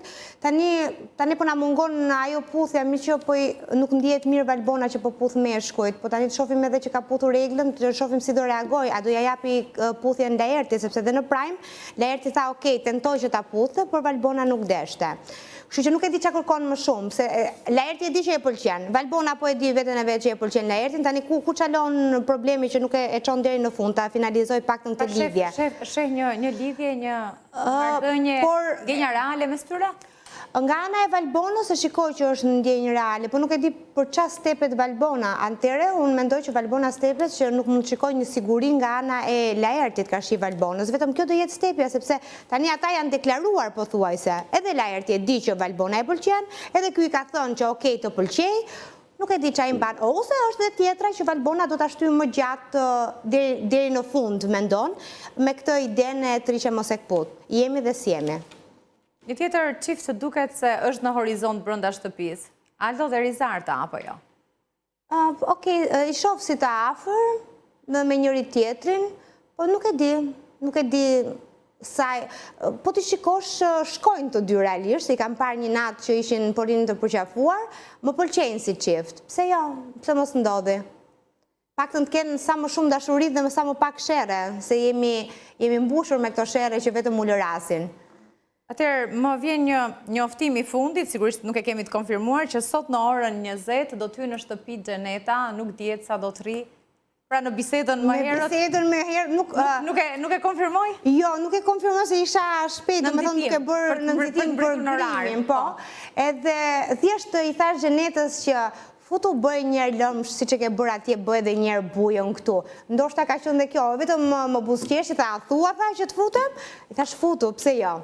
Ndoshta, mendoj që do shtanget Gjesti, por do e kuptoj që është loja e mos reagimeve. Do ishte sikur të futesh në Prime, atëre si një banore. Sa do rri Xheneta dhe po u fut një orë, pastaj do dalje. Ndërkohë, banorët e tjerë si do ta përcjellin? Me lojën e mos reagimeve asgjë, komente do vazhdonin mbrapa. Po sepse edhe po u fut Gjeneta, është loja vetë që Gjesti nuk do reagoj. Çfarë mund t'i thot? E ka më të lehtë, kështu që këtë nuk është se Gjesti humb pikë nëse futet Gjeneta në këtë lojë të mos reagimeve. Do shikonim që ose kjo do futeshe në version tjetër. Se sa do që të flasë Gjeneta, ai e vendos që mos reagoj, sepse kështu është loja, kështu që s'ka çfarë përgjigje t'i kthej. Nuk do të ndohet ai shumë, pavarësisht që me Eglën u tundua që e përqafoi. Kurse me Gjenetën mendoj që do t'rregohet i zgjuar, do të rriqet. Ndërkohë, banorët e tjerë, Rozana në përplasje të forta me Gertën, i kemi parë të tilla që në ditët e para të këtij programi vijojnë ende. E kam ndjekur dhe isha live duke... Si ke parë pozicionimin e të dyja vajzave? Tani, përmendja e prindërve, si nga ana e njërës, si dhe nga ana e tjetrës, nuk më duket në një gjë shumë e këndshme për të parë dhe për të dëgjuar. Por e pash në dark, ishte gjithmonë Rozana e thekson fjalën sepse më ka vdekur babai, mos ma përmend, po s'm duket edhe e këndshme si fjalë i thuash një vajze që ti je turp për prindrit e tu. Kështu që edhe mua po të ma kishin thënë atë fjalë që jam turp për prindrit e mi, do kisha reaguar. Kështu që është shkak pasojë gjithmonë. Është Rozana gjithmonë që është iniciatore karshi Gertës dhe mendon që del mirë, por në fund kur e analizon është Rozana që del keq. Duhet i lej këto gjëra. Po mendoj që çdo ditë po del keq më keq. Ato banorëve shkojnë drejt Gertës, e tregoi edhe zinxhiri. Edhe zinxhiri më pëlqeu, po më pëlqeu nuk e zgjodhi. Sigurisht, ishte me një zhvillim pozitiv sepse ai që vete i fundi do të bëhej lider. E di kush është e mira e Gertës, Gerta e di shumë mirë që asnjëri nuk e do dhe prandaj Gerta e ka nisur këtë lojë vetëm dhe nuk ka pas nevojë as për aleat, as për që të luajë në grupe. Dhe kjo është e mira që çdo lojtar duhet bërë. Këta që kanë nevojë për grupe i zbuten krahët edhe pastaj rrin vetëm dhe zinë çfarë bëjnë. Kurse Gerta është e fortë ashtu siç është vetëm. Kështu që nuk e kishte problem edhe pse doli e fundit në zinxhir, pavarësisht që ishte për liderët e shtëpisë. Kështu që Gerta e pret, po dhe ato që i kthejnë kundra, paktën flasin me fakte. Ta dëgjojnë paktën bisedën nga fillimi, jo, e kam vënë që këta banorë dëgjojnë një llaf ose i thot dikush një llaf që kështu ishte dhe marrin zjarr. Ose jenë në ngjarje dhe e shikon tamam, ose mos reago kot, hajde të themi se duhet të themi diçka. Por mua në këtë rast e kishte fajin Rozana, sepse ishte ajo iniciatorja që e nisi me provokime. Atëherë kur ti hedh provokimin duhet dhe ta presësh. Po në raport me Valbonën, mendon se e kalon masën, është e prirur që ti nise para situatat e përplasjes Gerta? Tani atje po ajo është loja, është lojë nervash, po s'pati përplasje, atëherë kanë ikur gjithë për të fjetur gjumë edhe ajde ta fitoj, kush është më i bukuri, kush është më i miri, nuk funksionon kështu bigu. Bigu është lojë nervash, kush arrin ta përballoj, okej, kush del nga vetja, Gerta pak a shumë e ka pikasur se ku duhet ta ngacmoj Valbonën, ku duhet ta ngacmoj Rozin. I di ajo, i njeh shumë mirë banorët. Kur do i ngacmon, i zgjon nga gjumi dhe i nxjerr keq. Kështu që e bën shumë mirë këtë pjesën. Mirë, doli shkëlqzeni do martën, janë 7 banorë në nominim për këtë të shtunë, Gerta, Gjesti, Kelly, Miki, Ola, Vriserlo, Valbona dhe Laerti janë një lojtarë. Kush mendoj që do dalë? Miki, sërse ka dhënë ndonjë gjë, nuk është se të ngjallë, nuk ka krijuar me asnjë banor, as nuk flet, kur nuk është inekzistente në atë shtëpi më duket Miki. Kështu që edhe mendoj që edhe publiku nuk është se ka ndonjë dëshirë për ta parë. Plus që është shumë banorët e rinj janë më të prirur për të shtëpinë nëse do të përballen me ata që kanë hyrë që në ditët e para.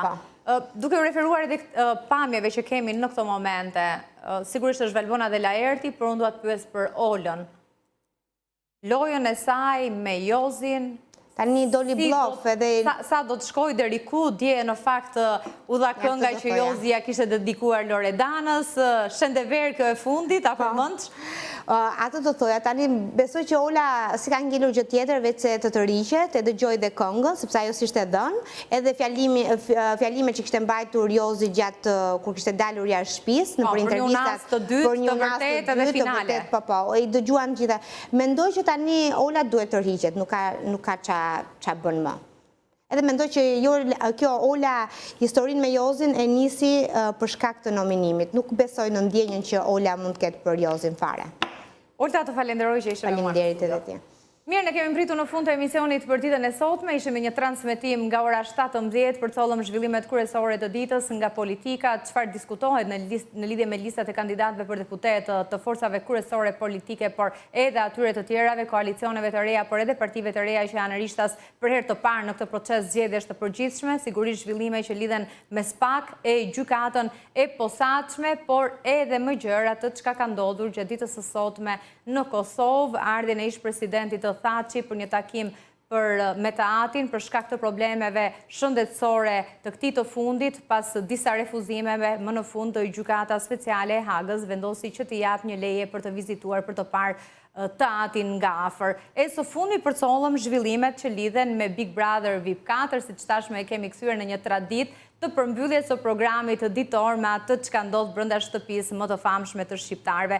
Ju falenderoj të gjithëve që na ndoqët, ne do të shihemi nesër bashkë në të njëjtën orë, ndërkohë që në 20:30 ju bëjmë dije se do të keni Milaim Zekën me Zona Zero. Natën e mirë.